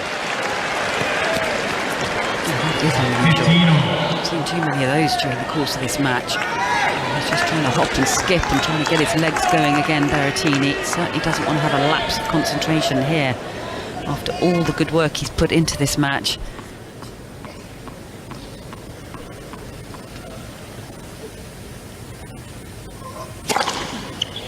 Ace down the middle from Berrettini. 26 of those today. 15. Murray just standing and staring across towards Avon Lendl, and he's indicating something, and then Lendl's actually almost trying to hit backhand return, sort of shadow swinging from the box there. I'm not quite sure what that was about. Definitely indicating something. Backhand chip down the line by Berrettini, right into the postage stamp in the corner. Drop shot from Berrettini. Here comes Murray. How's he reached that? Down the line he goes for the forehand. Reached by Berrettini with a slice backhand cross court. And he passes Murray. And Murray's shaking his head. I'm not sure at what. Never really can read the body language of Andy Murray. But anyway, he's 2 games apiece and he's 40-15 behind. That was a brilliant point construction from Berrettini. Yeah, it really was. The drop shot was fabulous, wasn't it? And very awkward position, and Murray did well to get up to it. But I just sense that those legs have gone a little bit heavy again. That we saw that in that 3rd set, but it seems to be just taking its toll, as you would expect. I mean, this match over 4 hours now, 4 hours and 1 minute. And you sense also, David, that Berrettini knows that, and he's just introducing the drop shot a little bit more, just making Murray have to travel that much more distance around this court. Big serving from Matteo Berrettini, and it does the job for him, as it so often does, and he continues that little bit of scoreboard pressure to move 3-2 ahead. 2 sets apiece. Which way is this going to end up going, Annabelle? Oh, it's so hard to say, isn't it? I would never ever write Andy Murray off because of that passion and the competitive instinct that he has, and you know, he'll do everything within his power to try and find a way through against Berrettini. I mean, but at the moment, the way Berrettini is serving, you know, getting a lot more free points off that serve, a lot of aces, and just as I said, the way tactically that he's introducing more drop shots, and it does feel like he's a little bit ahead. But it's not to say that couldn't unfold. You know, he showed a lot of spirit in that 4th set and was mentally very strong. But also, we have seen some fluctuations with the forehand side, and will that reappear again? At the moment, it doesn't look like it, but I wouldn't say that it couldn't happen either. I don't know how you're seeing it. Are you seeing Berrettini slightly ahead? I mean, I would say so, yeah. I think the scoreboard does matter. I think the fact that he's just won 2 sets does matter. Maybe more with him than it does with certain other players, because he's just such a diesel of a player, isn't he? He just keeps on going. How do you stop him? How do you derail him from this position? I mean, he looked as though he'd had a breakdown in the first 2 sets, sort of, if I want to continue the car analogy. Yeah. But Murray had enforced that. And then Berrettini started to find his game. He got traction in the match, and I just think when he's in this sort of mood, it's really difficult to stop him. I don't think it's beyond Murray, because he's actually playing really, really well still. I think there's enough just about left in the tank to really push Berrettini, but who's going to win the important points? It's tantalising. Yeah, it really is. I think that's the key, isn't it? You've said it right there. Who's going to win the most important points when it gets really, really tight in this 5th set? Forehand paddled into the net by Berrettini. He's roaring his dissatisfaction. 2 sets all, and 3-2 Berrettini in the 5th. Yeah, blood on his knee is not looking too great, is it? It's sort of because of the sweat, it's now starting to sort of run down his leg. Sorry to be really graphic about it, but I'm just surprised that, Lilani hasn't called the trainer out just to put a plaster on it. I mean, it's like a big smear. That's on Andy Murray's knee, isn't it? Yeah. And that would have been from one of his dives, I'm assuming, from when he went for a volley. Yeah, it was a very key moment in that tie-break, wasn't it? That lunging dive volley that he landed on the court surface. That's the one he's going to be remembering at the end of this match if he doesn't win it, isn't it? Because he set that up to perfection, that rally and that volley, and then he didn't quite knife it enough. And Berrettini showed great speed and control with his backhand passing shot down the line. Murray lunged, and that's when he cut his knee and got a volley on it, but it went long. But it was the one before that he'll remember if he doesn't win this match. But listen, if he does win this match, he won't remember it at all, and it won't hurt at all, and he'll put a plaster on it, and he'll say, fine, 2 sets all. This is at the moment 3-2 Berrettini, 40-love Murray. He's still very much in with a chance, serving well. Out wide goes his serve onto the backhand, little chip backhand, and Murray just puts it within an inch of the net, and then this one goes into the tape of the net and falls back his own side, 40-15. Well, he can afford that miss at that scoreline at 40-love up. Hasn't given too many free points away. He's pretty much made Berrettini have to earn a lot that he's put into this match. That's what Murray's so good at, isn't it? And he always used to say he started his tennis as a very defensive player because he had watched so much sport and always believed that the defences were so important, and then you add the attack on the back of that. Yeah, it's been fascinating to watch the career of Andy Murray evolve. We've seen the various different stages of his career all in this match, and it's great to watch, really. His mixture of spins and slices, as you say, the cat and mouse nature of his game, that what he grew up playing, and now as he hits his backhand down the line and Berrettini nets, and it's 3 games all and 2 sets all, and you look up into the crowd where Murray is right now. He's going over towards Ivan Lendl, who stares at him stone-faced down from the front row of the spectators. Leon Smith, his Davis Cup captain's on his feet, and Ivan Lendl, Annabelle, brought something into Andy Murray's game that wasn't cat and mouse all those years ago. He brought in a crushing forehand and a big-time game when he needed it most. Yeah, he really did. I always felt like he brought in, when we used to watch Murray in the early part of his career, after a serve, the first forehand would maybe be a little bit safer up the middle of the court, maybe sort of giving himself a lot more air, whereas Lendl forced him to be much more aggressive with the first strikes after his serve. And I also particularly remember practice sessions, it was actually in Monte Carlo, where I heard Lendl just bellowing at him to go for his second serves and stop putting in, not dolly pops, but, shorter second serves that were attackable. And he was really screaming at him and saying, I don't care how many times you double fault, I want you to be brave with the second serve. And that had always been a little bit of a sort of a chink, hadn't it? So I think he brought a lot to Andy Murray's game. Berrettini not putting away his smashes here, but so he plays a little tiny drop shot, and that does the job in the end. It's not very often that you see Berrettini go for power and not get what he wants out of it, but anyway, he found his way in the end. 2 sets all here, 3 games all in the 5th set, 30-love on the Berrettini serve at the moment, and my mind goes back to that match he had against Berrettini at the US Open when he made a terrible start. It was the total opposite of this match, and he lost the first 2 sets, did Murray. And then he fought back and he won the 3rd on the tiebreak as Berrettini aces out wide. And he walked to the corner of the court, did Murray, where Lendl was sitting there. And at the US Open this year, the coaches were allowed to pass on instruction from the box in a way that they haven't in the past, and they were all mic'd up, and all Lendl said was, keep moving him. And he wanted Matteo Berrettini, this very muscular, strong man, to be forced into corners of the court relentlessly in a way that maybe he wouldn't want to be. Murray produced a decent fight back, but he lost in 4 sets. Here he's deep in a 5th set now, Murray, with Berrettini, 4 hours and 8 minutes, hitting his backhand on the line, but he's pulled it wide. Love service hold follows Murray's love service hold. Berrettini leads 4-3 in the decider. And, you know, it wouldn't be that surprising if this ended up in a 10-point tiebreak. Yeah, it's definitely got that feel about it, hasn't it, David? It almost would be quite fitting for the way that they've played this match. I mean, it's been a wonderful contest, great entertainment for, you know, the fans and the crowds who've been sitting around with a ticket to see this one live, and anyone watching on TV, listening on the radio. I mean, it's been absolutely gripping, to be honest. Just a high-quality contest. Yeah, real treat, frankly, to be able to see Andy Murray play tennis at all after where he was 4 years ago. I always say it every year that we come back to Australia, the Australian Open, or if we just cover it from Salford like I did a couple of years ago.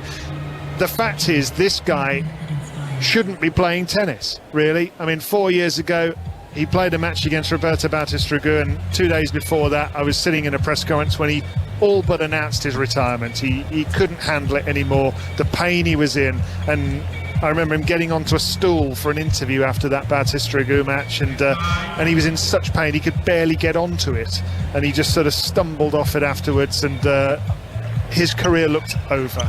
But he was adamant that he wanted to give it everything, see if there was a solution.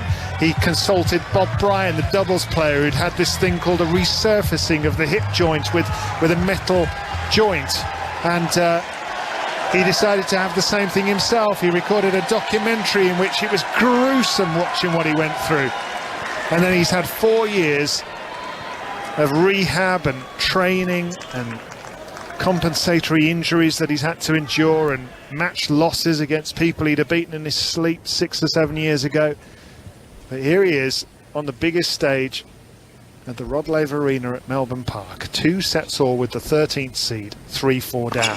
Serves out wide onto the forehand, Murray. Hits his forehand cross-court deep. Now will step in with a forehand down the line. Lovely shot onto the line. Comes in. High backhand lifted over his head by Berrettini. Lands on the line. Murray has to do a pirouette to hit a backhand cross-court. Now he hits a forehand cross-court. What a point Berrettini played on the defence there. Murray did absolutely nothing wrong on the offence, Annabelle, but Berrettini had the answers. Yeah, there's been a couple of times, haven't there, where Murray's been on the attack on the front foot, and Berrettini, you think, is in trouble, and suddenly he'll sort of loft up a defensive shot that lands on the baseline, and it resets the point and it gets him back involved, and that's a few times we've seen that.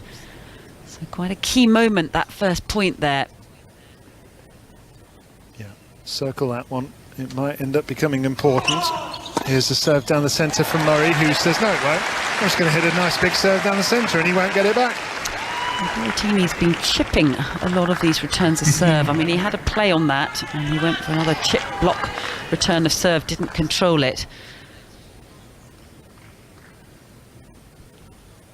So, 15 all, 4-3 Berrettini in the 5th set. He's been 4 hours and 11 minutes. Calm, Berrettini, hasn't he? Hasn't been too much body language coming out of him. He's just going about his business.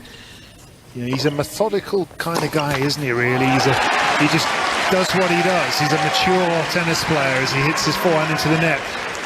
You'd have to say, though, Annabelle, his game isn't today what it has been for most of the last 2 years, Berrettini. He's done well to get back into it. He's played better in the third and fourth sets.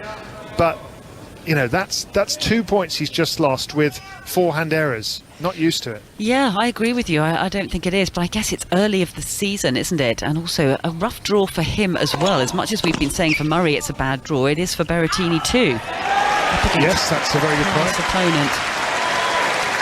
Somebody who, such a great competitor, so hungry still, and 3-time Grand Slam champion, all the accolades that you've been reading out. You know, that's a tough draw for Berrettini.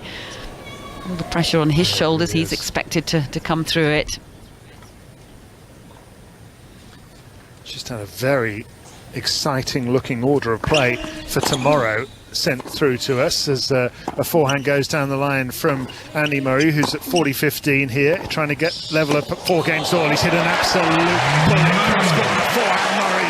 He's leveled up at 4 games all. He's shaken his racket and he believes he can still win this. He was 2 sets to love up. It's 2 sets all. It's 4 games all. And tomorrow, Annabelle, we're going to have Emma Raducanu against Coco Gauff at let's see, 8 a.m. UK time. It'll be the night session first match here on the Rod Laver Arena. How good is that? Oh, that's an exciting one. I had a feeling that was going to be the night session match because such a big clash of future stars of the game. Coco Gauff, obviously a French Open finalist last year, and Raducanu, the US Open champion a couple of years ago, and that's blockbuster, isn't it? That's brilliant, absolutely brilliant. And Raducanu played really well yesterday. She's got these concerns over her ankle, but first ever meeting against Coco Gauff. Can't wait. What about this though first? Andy Murray hits his forehand into the net. 4 games all, and he's sighing to himself as if to say, how did I not get that back over the net? Just because I'm 35 and I've got a metal hip, I should be able to get that back. Yeah, and he was indicating, to his camp, footwork, move the legs. This is the time that he's going to need that as much as any of this match. And latter stages needs to keep that footwork nice and light. And it is moving now because he's gone cross-court. Oh my goodness, how has he hit that angle, Andy Murray? He ran the full length of the court. He got to it, and now he's pointing at someone in the crowd as if to say, you and me, we're going to get over the line together. Well, that was an outrageous angle. He's just hit off that really good drop shot from Berrettini yet again, but he got there, scampered up to it, opened up the racket face and produced the most acute angle. I mean, you needed a protractor to measure that one. Berrettini almost collided with the umpire's chair. Quite glad he didn't. 4 games all. Boom! Goes Berrettini in response. Ace down the middle, 30-15. That serve down the centre has really paid dividends in the latter part of this match, isn't it? Oh my goodness, I mean the accuracy, and how many times when we think, oh, it's going to get a little bit edgy, will he be able to produce these big serves? And time again, he's just bringing them out of the bag. Really backs himself with the serve. There's another one. I mean, it is amazing. Andy Murray is just one of the most astonishing point to get back to 15 all, and you think maybe that'll affect Berrettini. It would affect a lot of people, and yet Berrettini just looks down the other end and just delivers 2 haymakers. Yeah, I agree with you. I mean, it's that's the time where you would think the nerves would be jangling just a little bit, but his serve, it feels like it's just getting bigger and bigger as the match draws out, and normally the... Difficult 4 aces in a row. That's 31 aces for the match now for Berrettini, who takes a 5-4 lead in this 5th and deciding set. It has had everything, Gigi, and it's been a privilege to watch, quite honestly. Can Murray do it? That's the big question. It's a big ask. Yeah, it certainly is, but what a match it's been to this point. It has not disappointed. This was the popcorn match of the day, the popcorn match of tomorrow, as he touched on Gauff against Raducanu, not before 8 a.m. tomorrow morning. Start of the night session, Rod Laver Arena. It'll be followed by Stefanos Tsitsipas, and we're still waiting to find out where British #1 Cameron Norrie will be scheduled. We know he's not on the first 3 courts because the schedule is out for those, and we'll give you that later in the day. We still have an awful lot of tennis to play today. We know the night sessions on both Rod Laver and Margaret Court will be delayed. When they start, we'll have commentary of Onjaba, who said that this year she wants to be world #1 and she wants to win a Grand Slam title. She's up against Tamara Zidansek and then Novak Djokovic. How bad is that hamstring? Will be tested against Roberto Caballas Baena. Winners today before the heat rule was enforced and play was suspended. Irina Sabalenka, Caroline Garcia, Elise Mertens beat Garbina Muguruza. Andrei Rublev came through against Dominic Thiem.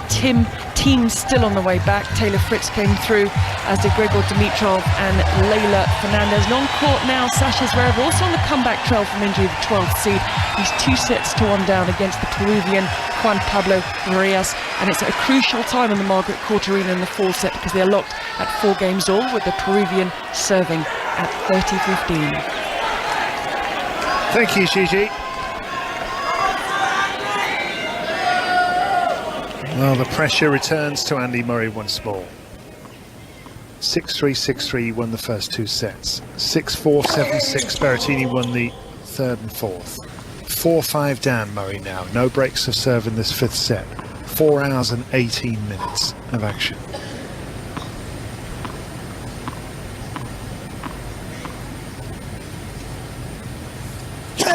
Murray second serve onto the backhand, hits his forehand down the line. Now backhand paddled into the net by Berrettini, and it has been a failing of his throughout the day, to be honest. His timing hasn't quite been there at points in this match.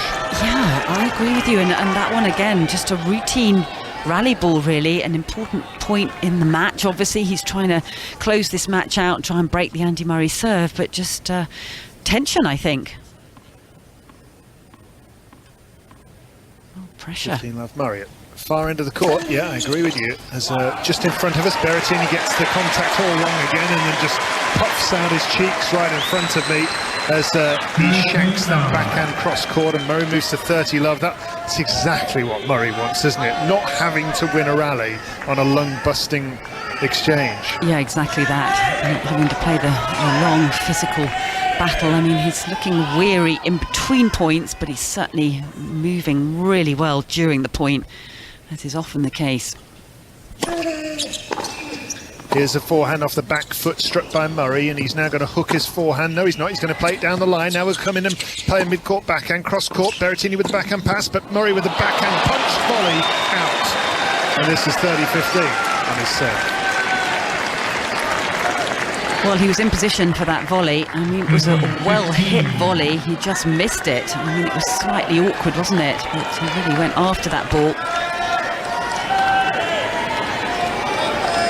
But we saw that moment at the end of that fourth set when we thought we were heading to the tie-break, and Berrettini was 30 love up in his service game, trying to keep the scoreline tight, then got pegged back to 30 all. Well, the same happened here for Murray. Murray at the far end of the court.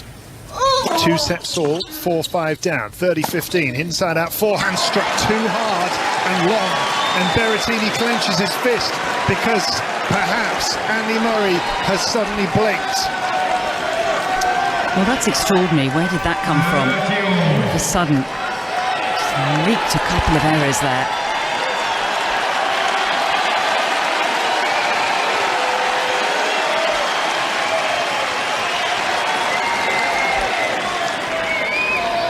Well, if ever Andy Murray needed a first serve, it's right now. 2 sets all, 4-5, 30 all. Swings it out wide, misses.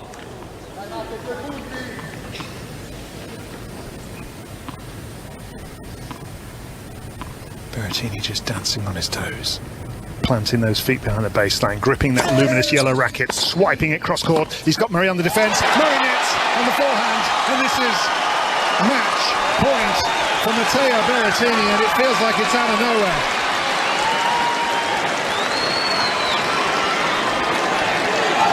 Andy Murray has fought tooth and nail for the last 4 hours and 21 minutes.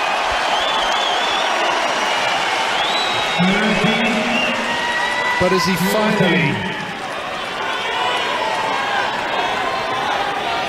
as his nerve finally got to him, he was 30 love up in this game, was Murray, but it is now 30-40, and it is match point Matteo Berrettini. Murray serves out wide, blocked back by Berrettini, chipped by Murray, and he comes, but he's going to be passed. No, he's not. What on earth was that backhand from Matteo Berrettini into the bottom of the net, and he tries to smile, and then suddenly it turns into a grimace, because that was a howler. Oh my goodness, that really was. That's probably the worst shot of the entire match that we've witnessed, and the court was wide open. All he needed to do was get that backhand into play. Murray had already committed to cover the down the line, and that was the match right there for Berrettini. And of course those 2 early backhand misses in this game, I think, coming into play there in his head. Wow, that was extraordinary. Is out of jail, and I don't know how. Forehand inside out struck by Murray. He comes in and he's won the point, Murray. Berrettini's netted and he's still thinking about that backhand. I am rubbish at tennis, but I could have made that one. Maybe if I wasn't on Rod Laver Arena. And if you weren't 5-4 up, having just had a match point. Also a good point.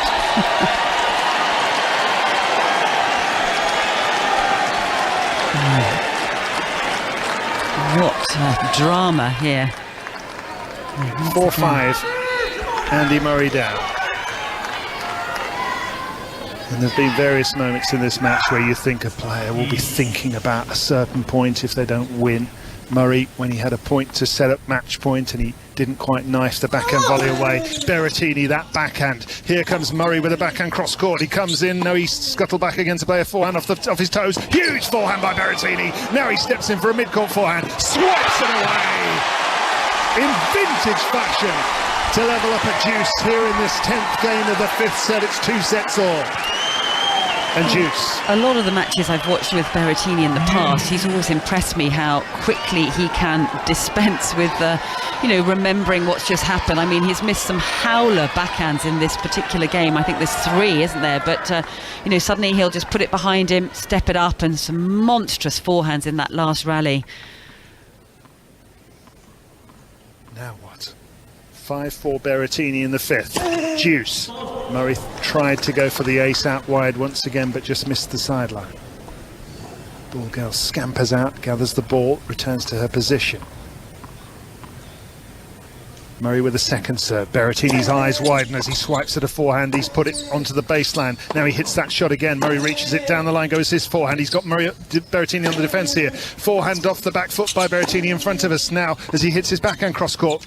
Good deep hitting here from Andy Murray. Now he's got a two-handed backhand down the line. Forehand scoop by Berrettini. Forehand down the line by Murray. Trying to stave off match point perhaps here. Forehand by Berrettini down the line and he misses. And Andy Murray is outlasted a man 9 years his junior with a metal hip. I think he's enjoying this. Bit of subtle fist pumping after that one, and he just stood and stared, didn't he?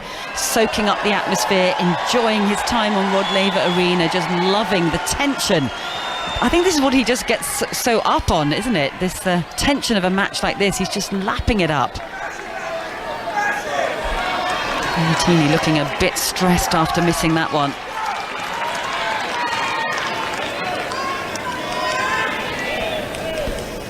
Murray with a point to level up at 5 games all in the 5th and deciding set. The shot clock is down to 1. And he serves an ace, Murray!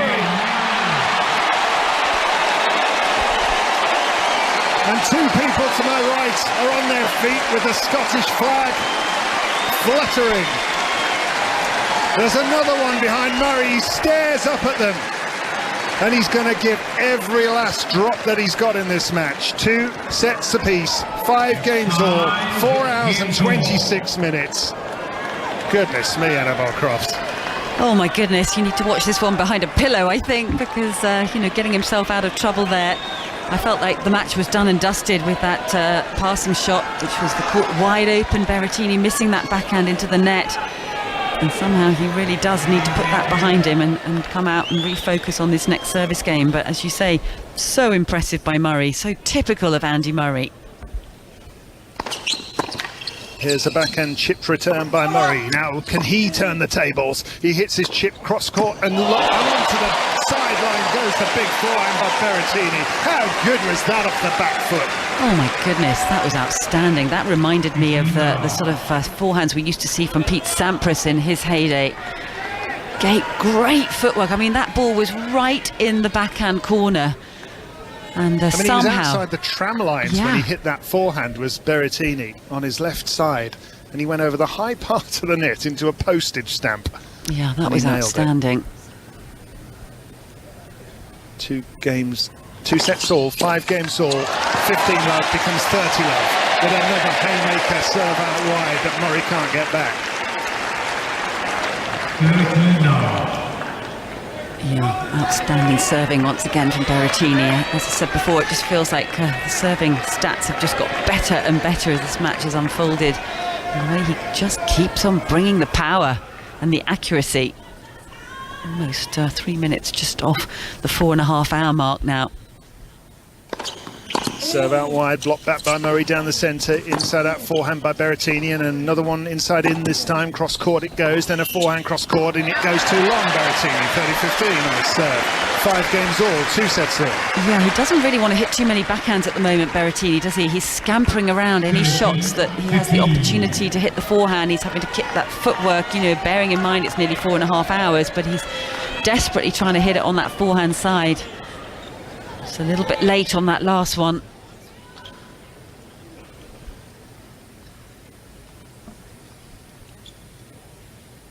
5-all. 30-15, serve down the centre, Berrettini. Drop shot from him. Here comes Murray. Reaches it, but can't get it back over the net. And he has to duck underneath the umpire's chair in order to avoid smashing himself in the head. Ouch. I always think these umpire chairs are really dangerous. And he's actually having a word with Mohamed Layani, the umpire, as if to say that thing is dangerous. Oh, really? I think it almost needs to be moved. Well, I suppose it can't be moved back further away, but just the design of it. You know, coming forward on a point like that, I mean, he was at full pace and he really did need to duck there. That was dangerous. Yeah, I mean, goodness me, we've just seen an umpire's chair point of view of that point, and Murray nearly colliding with it, with his head. This is 40-15 for Berrettini, 5 games all. This for 6-5, and he's got it, because Murray's put his forehand into the net. And this Italian's nerve is rock solid. Murray is just berating himself in the corner of the court. But Gigi, he's still in there, and a holder serve for Andy Murray would take it into a 10-point tiebreak. He certainly is. Nearly 4.5 hours of match play on the Rod Laver Arena. During this time, we've had a 3.5-hour break on the outside courts because it was unsafe to play because it was so hot. We're going to be delayed for the night session. We've still got Ons Jabeur to come, commentary of that, followed by Novak Djokovic as he tests out his hamstring. You're listening to Tennis Breakfast. Lovely to have you with us. It's 7:44 in the morning.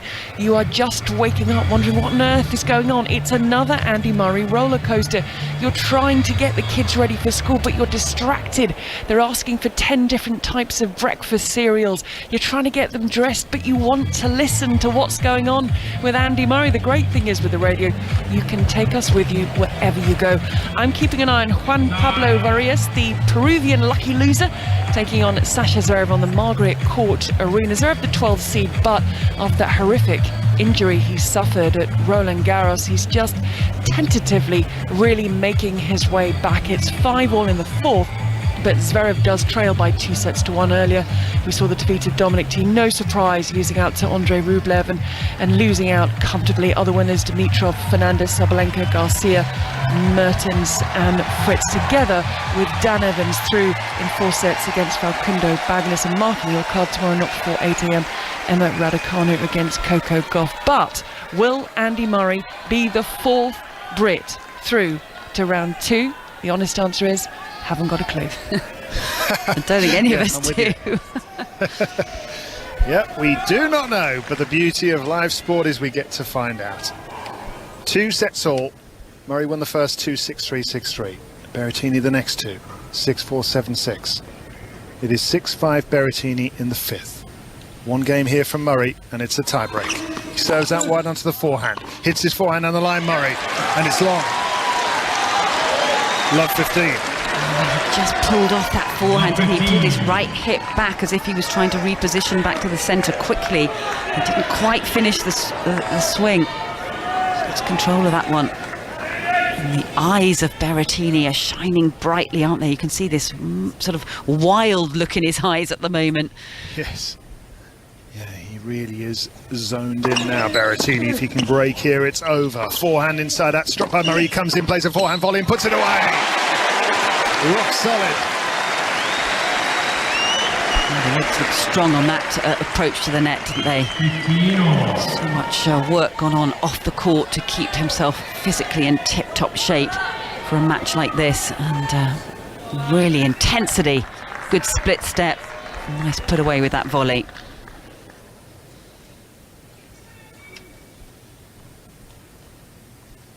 $15-all. 5-6. Murray serving. Down the centre goes his serve. He scampers in, but he doesn't need to play another ball as the return floats into the tape of the net and dribbles back Berrettini's own side. 30-15.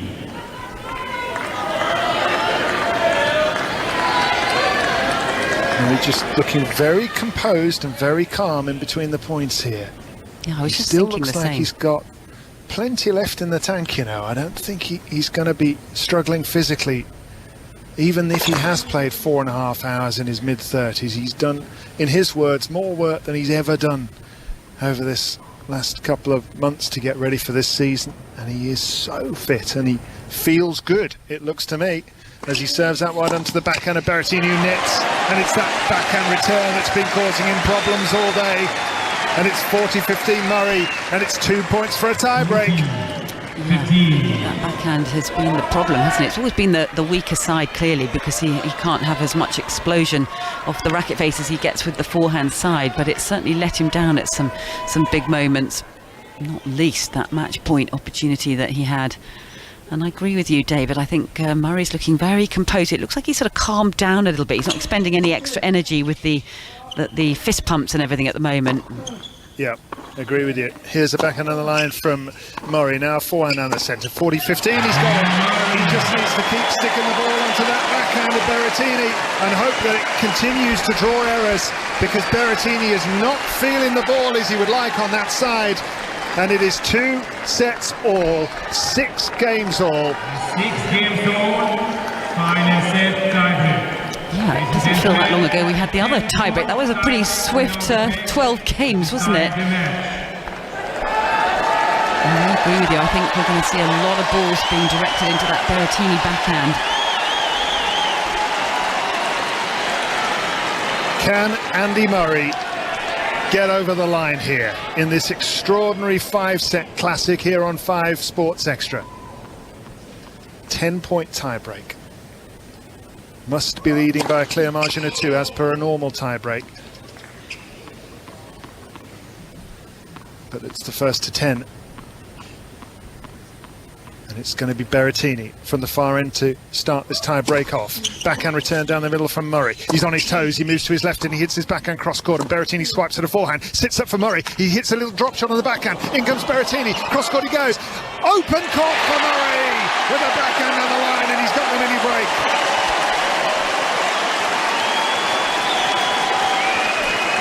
I mean, this once again underlines, David, you know, just little half chances here and there, nip and tuck all the way, but there was one particular rally ball there where Berrettini came off the board and it sat up invitingly, and then suddenly Murray's in the ascendancy in the rally.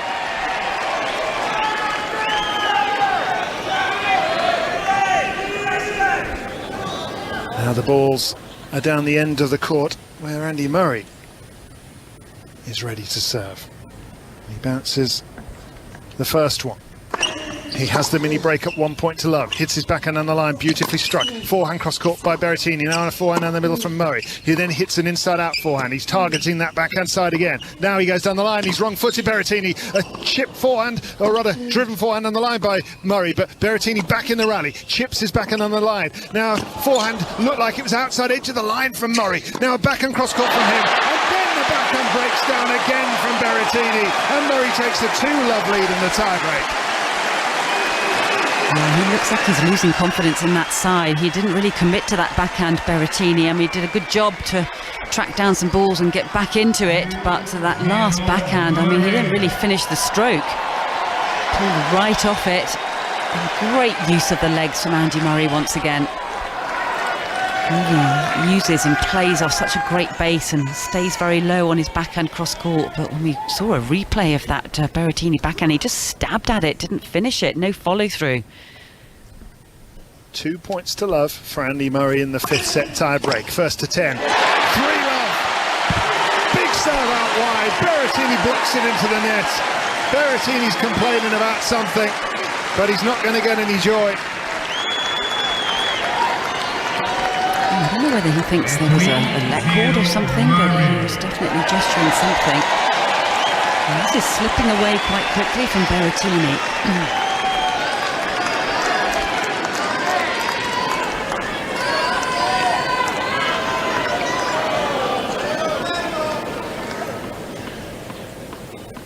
What can Berrettini do about this? Love 3 down in the 5th set tiebreak against Britain's Andy Murray.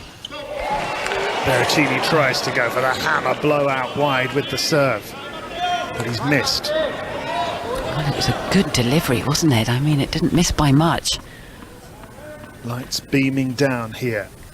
Now, just before 7 o'clock with the roof closed, as Murray hits his backhand return cross court. He'll lean into another one with a backhand down the middle. Big forehand by Berrettini, but Murray reaches it. He's trying to get another point against the serve, and he has! Berrettini swipes a forehand into the net this time, and Murray takes the 4-love lead. Wow, this is extraordinary, isn't it? And just, again, it just shows what a great match player Murray is. Never going away from this match for one moment. Always asking questions, always kind of piling the pressure on. You know, I don't think any player against Andy Murray ever feels particularly safe or comfortable.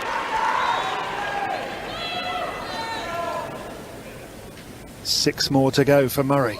4-love he is. An ace attempt from Berrettini down the centre. He hit it hard enough, but he missed it by about an inch.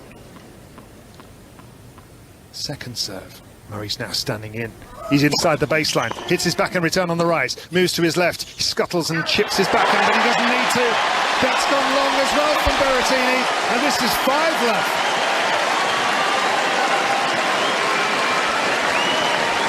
Extraordinary.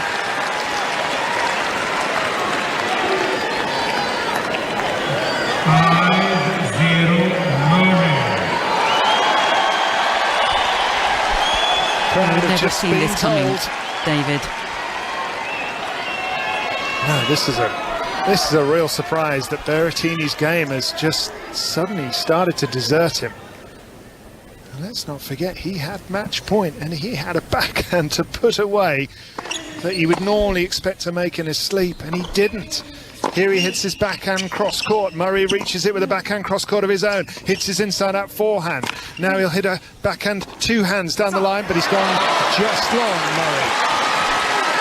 Yeah, and Berrettini gets on the board in the tiebreak. 5-1. Sorry, Annabelle. Sorry, I was just going to say, I think, reminding ourselves of that match point where he missed that backhand, there's no question that it did really get into his head on further backhands. You know, they weren't the same type of backhands, but he's missed so many now that I think he just doesn't trust himself. And of course, that's the worst place you can be psychologically when you're going into a big tie-break like this in the 5th set.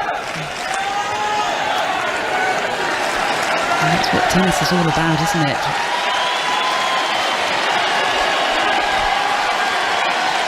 It sure is. It's an absolute privilege to be able to watch this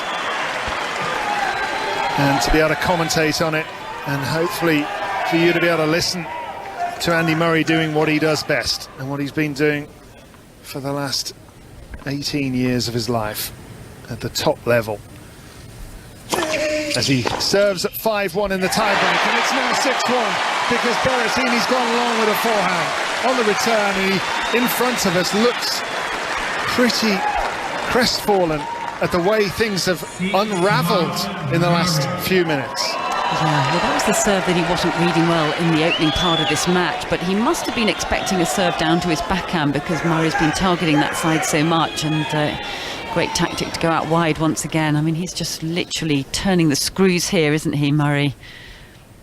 2 sets all, 6 games all, tiebreak 6-1 Murray. He now needs 4 more points in this 10-point tiebreak, but he's chipped a backhand long. Berrettini closes the gap a little on serve. 6-2. If he can win this service point for 6-3, well, it might start getting a little bit nervy again.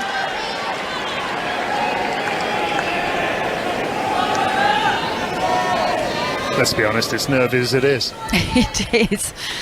Yeah, it's had a bit of everything in it, this match. So much drama. 6-2. Berrettini winding up into the serve. 2-6 down, but he's missed that first serve and he's fuming. Didn't quite get the sights right on that one. And Murray crowds the court at the far end of from where we sit, and he'll hit this backhand on the rise and on the attack, and Berrettini slices his backhand. Lovely backhand on the line from Murray. Now forehand cross court. Berrettini stayed in the rally though, well done from him. Now he hits his backhand cross court that Murray reaches and paddles cross court. Down the line goes the backhand, better this time from Berrettini, but Murray's equal to it. Forehand cross court from him, and he's missed though. It's gone wide. Berrettini's held on, and he's withstood an almighty number of big shots from Andy Murray in that rally to win it, and it is now 6-3 Murray. Yeah, an extended rally there. That last one, 13 shots, and it felt as if Murray was in control of it, and as you said, Berrettini doing so well to just hang in there. Feels like he's chasing down, uncomfortable in defensive positions quite a bit, but ended up just getting the error. Can he make anything happen here, Berrettini? It's certainly given Murray a little bit more to think about right now. Still 2 mini breaks for Andy Murray. It's the first to 10 points in this 5th set tiebreak. Those are the rules these days. It's 6-3 Murray. 2 serves to come. Serves out wide. Into the net goes the Berrettini chipped return. Off the top of the net, and it dribbles back his own side, and a sigh from Berrettini as Murray moves 7-3 ahead. Excellent serve, wasn't it? Particularly at this stage of the match, just 15 minutes shy of 5 hours, and coming up with a massive serve when he needed it most.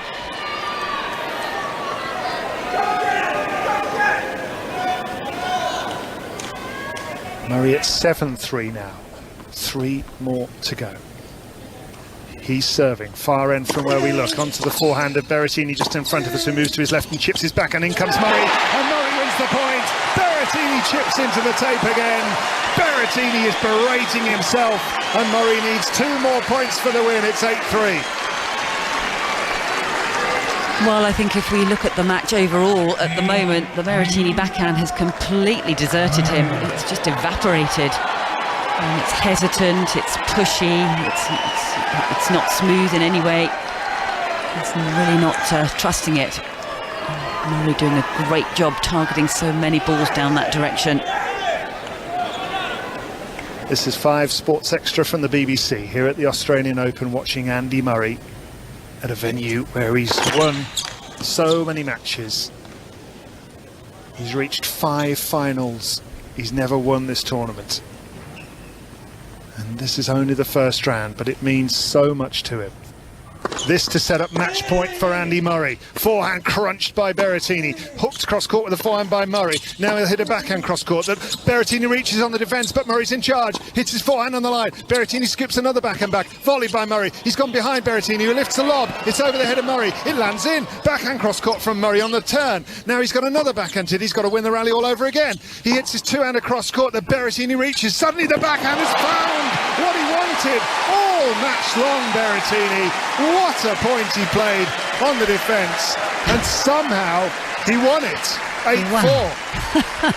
How on earth did he win that point? 17 shots that last rally, and as you said, had to kind of get himself back involved. Once again, one of those defensive lobs landing smack on the baseline, and all of a sudden finding that backhand up the line. It was almost like he just gritted his teeth and went for it. Sometimes when your back is up against the wall, it's almost like a pressure reliever, and I think it was just a roll of the dice there from Berrettini. Great defensive Absolutely lob. Brilliant lob, wasn't it? Yeah, we're just seeing the replay of that as Murray is just downing drinks at his chair as he changes ends, and he looks heavy-legged suddenly, but listen to this. We're seeing pictures on our screen here of Dan Evans, who's got the win in his match earlier on today against Facundo Bagnis. He's doing his warm down, and he's watching a screen of his great mate Andy Murray trying to get over the line himself. 2 sets all, 6 games all, 8-4 for Murray, but boom goes the serve from Berrettini to narrow the gap to 8-5. Well, I have to say, it feels a long time since Berrettini came up with a big first serve like that. I think that's the area, apart from the backhand, that actually hasn't been firing for him quite as much in this tiebreak in the 5th. It's been amazing for most of the match, but this tiebreak he certainly had to play behind a lot of second serves. Not that time, though. 2 serves for Andy Murray. If he can find the right ones, he can finish the job. 8-5, first to 10. Serves onto the line, hits a drive volley with a forehand, but he's gone long, Andy Murray. I can't believe it. What happened there? Apart from the fact that he's, got the whole world watching him and he's full of nerves. Yeah, that was extraordinary. The court was wide open. I thought he was just going to go cross court. There was a massive space that way. I think he might have changed his mind and decided to go back behind Berrettini and just took his eye off the ball. And he stood and stared towards his support camp after missing that one. I'm not sure he's got the energy to sort of berate himself, though. He needs to conserve it, refocus.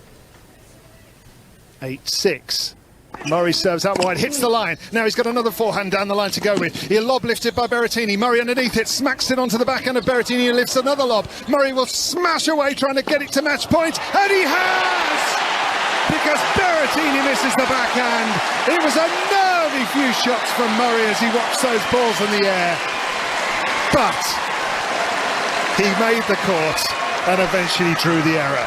It is 9-6 in this tie-break. Yeah. First to 10, and Andy Murray has 3 match points. Very nervy smashes, weren't they? He really wasn't loosening up and letting that racket head go. He was just sort of pushing those smashes into court, but Berrettini's backhand letting him down once again. I'm sure the heart's pounding quite a bit for both of them right now. This for the biggest win of Andy Murray's second career post hip surgery. Forehand flicked off the top of the net, and it dribbles over. Andy Murray gets the luck. After 4 hours and 49 minutes, it's a tough way for Matteo Berrettini to end, but Andy Murray deserved that. 35 years of age, a warm embrace between these two, a huge smile from Berrettini, who knows what Andy Murray's been through. 4 years ago, his career looked over. But here he is, standing on the Rod Laver Arena court, roaring with a standing ovation, because he has just battled for nearly 5 hours, metal, hip and all, and he has beaten one of the top 20 players in the world for the first time since that hip surgery at a Grand Slam. It is a huge moment of triumph and achievement for Andy Murray. He's overcome as he sits down at the chair with his head in a towel. That was really, really special. Murray put through it, Annabelle, but Murray triumphant. Oh, just an amazing display from Andy Murray, and such a huge moment. I always feel like he's emotional and almost tearful, isn't he, as he's celebrating this moment. We can just watch him now as he's sitting at the chair and just closing his eyes and just sucking in what he has just achieved out here. And we can only just imagine what he's put himself through over the last 3 or 4 years since that hip surgery. And I think he's very emotional, David. He's definitely tearful. He's just sort of half thumbs up to his team. But what a match that was. What emotion and drama he's just taken everybody through. But the passion, the drive, the heart, the brave heart that he shows out on any tennis court. I mean, my goodness, what a win this is. So well deserved. It really is, and a lovely moment of appreciation for Matteo Berrettini, who's obviously devastated. You know, he's got ambitions in the sport. He's fought his heart out, and as he departed to a standing ovation, joining him in that ovation was Andy Murray on the chair, as you rightly say, Annabelle, overcome really with just the shock, I think, of finally getting over the line, and the emotion and all the thoughts of what he's been through to get to this point. Gigi, that really was an incredible moment.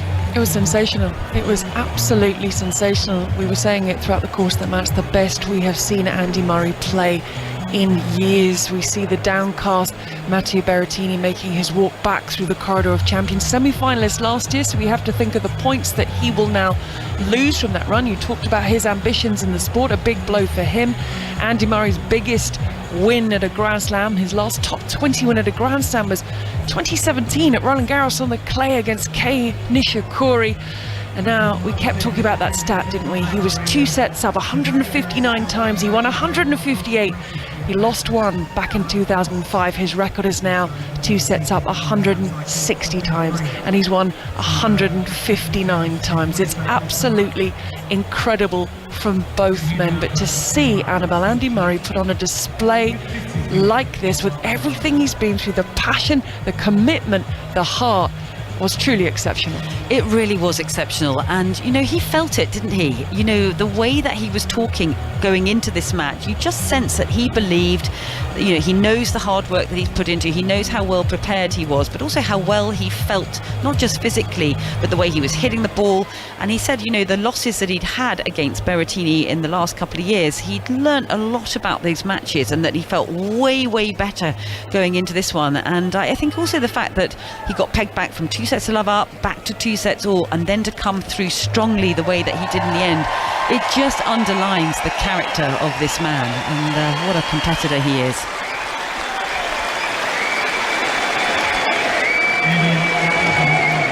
Andy, that doesn't happen every day. We've been treated to something pretty special. It's been 18 years since you've lost from 2 sets to love. Did you know that? I didn't know that, no. Well, that stretch is going to continue, okay?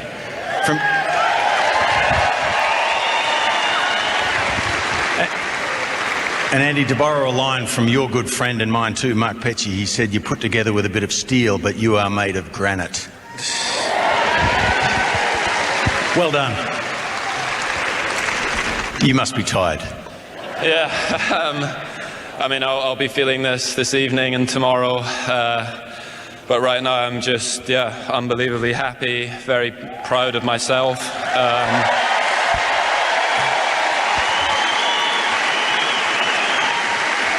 I've put a lot of work into the last few months with my team who are here.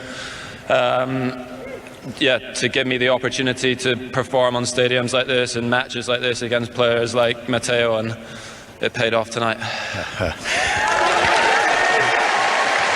Well, you inspire a lot of us older people, Andy. You're only 35, but you went against a 26-year-old today. That's a heck of a physical effort. You wouldn't have known either that he had won his last 9 tiebreakers at the Australian Open before that 5th set tiebreaker. I didn't. No, I didn't know. Didn't know any of these stats, which probably helped. But yeah, that's the first time I've ever played one of those 10-point tiebreakers, and it's a bit different. You know, like when you're up 6-1, 7-1, or whatever. Like it feels like, you know, you're still quite far away, and he came back really strong, and I was just a bit lucky at the end with the net cord. But I mean, I think some of the tennis at the end was really good. It felt like that playing. I don't know what it looked like, but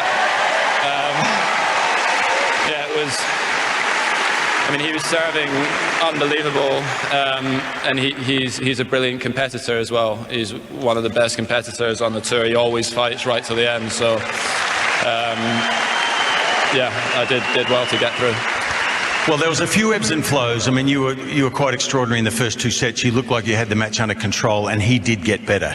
And he did, I can tell you some more stats, he did serve incredibly well in the 3rd and 4th sets. So you must have just mentally felt like you had to hang there and try to produce it again at the end, which you did.